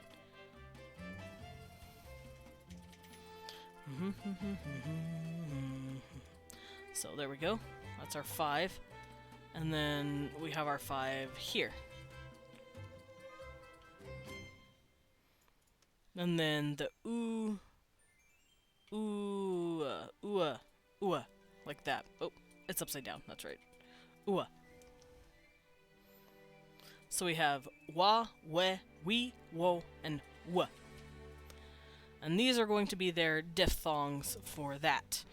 And they no longer need the W.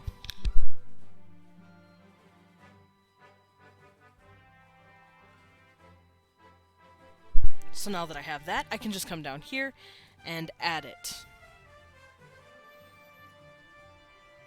to my nucleus.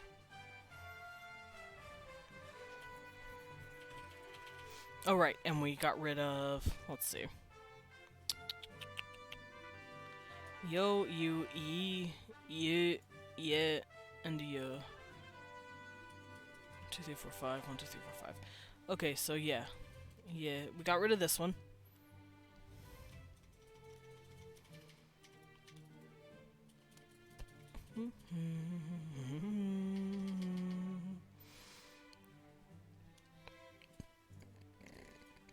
These are the standard. These are the ones with the I only, and then we have the ua, ue, ui, uo, and ua. And these are our 5 new diphthongs. Easy peasy lemon greasy. And that will serve as our nucleus.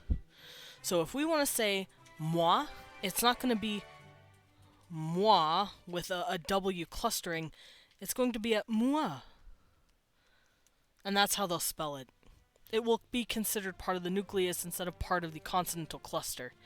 So we could definitely have um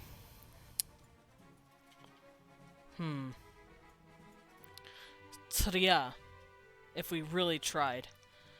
Tria or trua, trua or tria, trua and tria. And it sounds a little funny, I know, but it's probably how they'd be able to do it. They'd be able to pass through those vowels very quickly. Tria, trua. And plua, plua, plua. Think kind of like in Chinese when they say yue, which means moon. They are not saying yue, they're saying yue, yue. They're using it as one tick, one syllable, yue. And it's really fast and really interesting to hear. It's very pretty. But that's kind of what we're going to be doing with our syllables here. Okay. So far we've covered the F and the V. Now we do have to do the S and the esh. S and the S and the sh. So sra, sla, shla. So I don't think the S would be pretty good with the laterals, these thingies right here, the R, the L, and the Hl. The S's and the H doesn't really sound all that good with it. But what they do go good with is plosives, which are these fun little things. So I think we would have a sp, st, and sk. Sk, like skate, start, and space. So I think we're going to do that. So S, should the SH do it too? Space, start, skala, I think the SH can do it too. So the S and the SH will mingle with the plosives. P, t, and k. Sba, it probably won't get with the b, d, and g, because the S and the SH are, they're both voiceless. I don't have a z or a zh to mingle with the b, d, and g. So we're only going to keep them with the p, t, and k. I think that sounds pretty.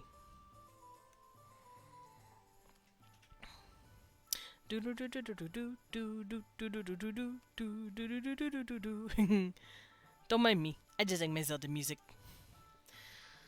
Alrighty. And then these don't cluster at all. These stay up here. So I think I've covered everything. So you will always see these things being clustered together.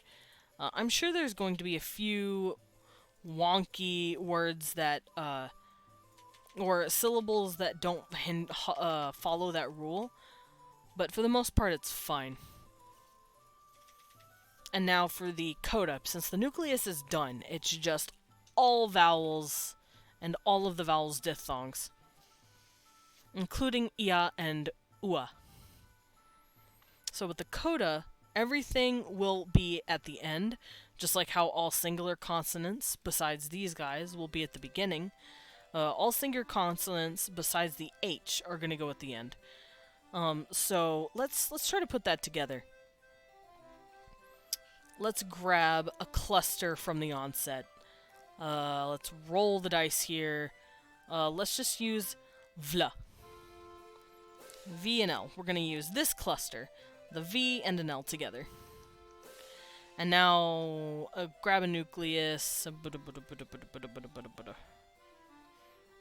going to say we, like this. And now let's grab a coda. I'm going to come up here and just kind of, I'm not looking. It's closest to the CH. So, CH. The word would be, vluich. Vluich. So, something like that. That sounds pretty cool. Vluich. That would be a good example of this coda, this onset nucleus coda at work. We have a vl, we, ch, and it would be pronounced vluich. It would be very fast, very quick. Vluich. And they would consider that a cluster. And it sounds really pretty. I like that. I can't think of any singular consonants that wouldn't go in the back. Maybe certain voiced syllables, like ba-da-ga. Maybe I could kick those out. Like maybe you can't say the word, you can say pot, like P-A-T, pot, but you can't say pod. Maybe that's one of them. So let's see what that sounds like. Because I like ch and j. That sounds really nice. So, like, vluij. Vluij sounds pretty, too.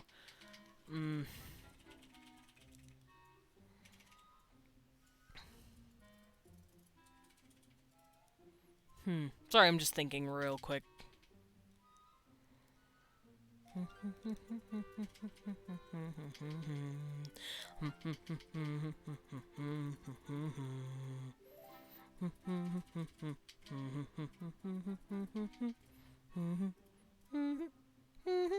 Thinking.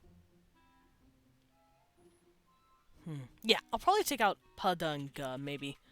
I'll leave the v, so we could have, like, if we want the word, say, Pavlov. Pavlov could be a word that works here. Oh god, they're starting to sound like Russians. Uh-oh. Starting to accidentally make these guys sound a little bit Russian and German. And a dash of Welsh.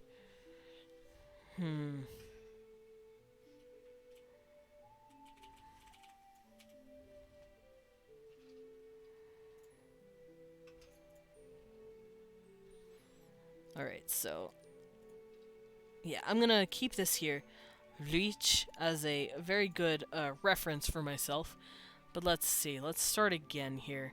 Start with a K. Then we'll go over here and we'll add U, Q, Kuj, maybe Kuv, or Kub, Kub, Kub. Yeah, the B sounds dumb. So we're gonna take out the B, duh, and G. Because Kub, Kud, and Kug would sound really dumb to me. But Kud, Kub, Kut, Kook, and Coop would sound much better. So instead of Kub, it would be Coop. So they can't say the word cub.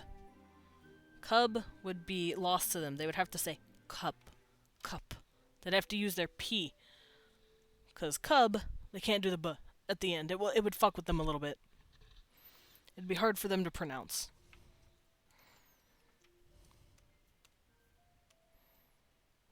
There we go.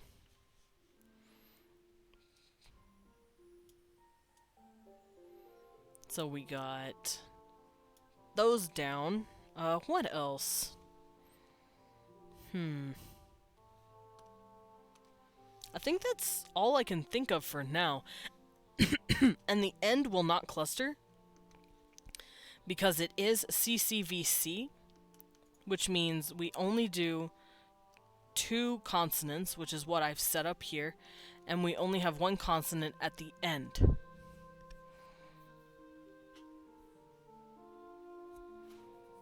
Now, this doesn't really count towards multiple syllabic words, like if we want to say,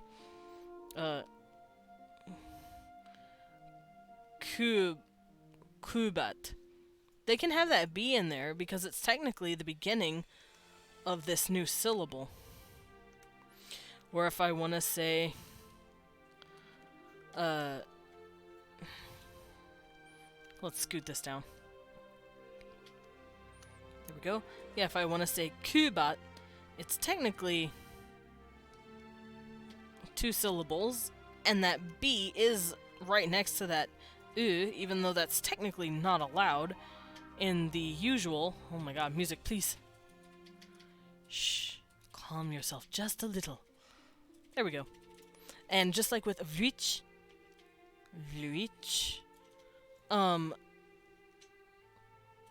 the ch can't really start at the beginning. Or it never clusters, never mind. What kitten? What is it? Hi. Did you... Oh, you brought the hair tie. What a cute boy. What a good little boy. He brought me the hair tie, guys. Did you bring it? Oh, pause. Pause. You want it? He wants it. Should I throw it, guys? Should I throw him his hair tie? I don't know if I should. Does he deserve it? Is he a good boy? Do you want me to throw it? Are you having fun just following it?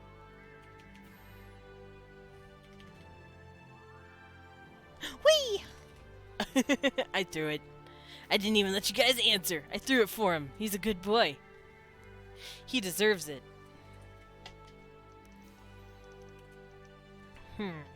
Oh, a little row.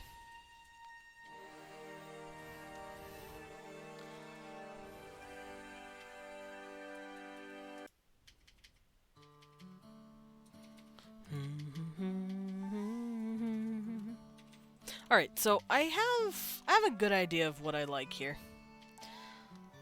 So I will save that. And I think I'm gonna call it, because it is about that time, and we got a good bit done for today. I showed everyone the charts on how to do the IPA, what letters we most commonly use in the English language, and how to map out the chart itself. That way, whenever you guys go and look it up yourselves, which I suggest you do if this is your first language, it's easy to get it's easier to get familiar with the IPA now while you're still learning, and it's just a better way to flesh out the language for yourself. And once again, go to IPAchart.com if you want to hear the actual audio sounds of each phoneme. But yeah, we went through, we got a bunch of vowels, we got a bunch of consonants, we put them all together to figure out how we're going to write it down, how we're going to Romanize it, which is a word they use for whenever you write a language in the Latin alphabet. This is how we're going to Romanize it. It's right here. And we figured out its syllable structure, as well as its onset, nucleus, and its coda. So how it's going to start, how it's going to be in the middle, and how it's going to end. And we can continue on this little path tomorrow. Or not tomorrow, next week. Next week we can go over different rules that we want to do, if we have any at all, which I've pretty much passed it up by now. And then we can start going into the actual writing system, like alphabets and all that good stuff. Tomorrow I'll be doing more Hollow Knight. Here, let's actually hop over here. Whee! Hello, everybody. Let me fix my eyes. I'm looking down at my screen still. Let me blink a few times. Bloop, bloop, bloop, bloop, bloop. Hehe. There we go. But yeah, tomorrow I'm gonna be playing some more Hollow Knight. I'm gonna try to actually get something done and maybe kill a boss or two, because I did find a boss. I couldn't execute it. I couldn't kill it. And that made me very sad. And it spits lava, and it's rude, and it's mean to me. So hopefully we can actually take that guy down tomorrow. Because once again, I'm not the best at Metroidvanias. I'm not good at side-scrollers. I have to get used to the mechanics of the game and the buttons a bit more. But have patience with me. And thank you all who showed up today and said hi and threw biddies at me and jackal back. And also thank you for everyone who followed me yesterday. After I went off stream, I apparently got snipe followed a few times by about 3 people. I woke up this morning going, oh, I have more people. What is this? Oh, yes, thank you, Jackleback. You're a very good bean and very nice and very sweet. So we're going to drop in on let's see. I've blown up Blue quite a bit. Maybe I should leave the poor guy alone. What's Kana doing? Supporting the good beans is my favorite thing. Oh, that's good. I like supporting those who deserve it. Because it just makes me happy. So let's see what little Kana's up to. It looks like she's watching a video or playing a game. So we're gonna drop in on a fellow bat. Kana is one of the first bats that I ever met on Tumblr. Or, not Tumblr! No, wrong one! Twitter! I meant Twitter. I meant Bird app. I'm sorry. I am foul-mouthed. But, it seems like she's watching a Nintendo Direct thing, so we're gonna go drop in on her. So, raid. Bloopus. Let's go drop in on her. And for those of you who aren't following me or subscribe to me, you can grab that. And for those of you who are, you can copy this. And that should look like this. And it's using my own custom little emotes, and I'm very proud of them, and it's very cute. So, once all that is copied, make sure you have everything and you're ready to drop in on Sweet Kana.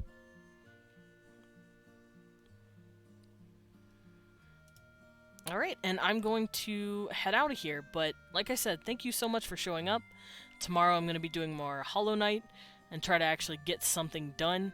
And Friday, I will be playing more Monster Hunter. I'm going to be going through the high rank quests with a beautiful, lovely, and sweet, and gorgeous, and adorable sun bear I live with. There's a baby and I love him. And I will see you all tomorrow morning. Have a good rest of the day, everybody. Bye.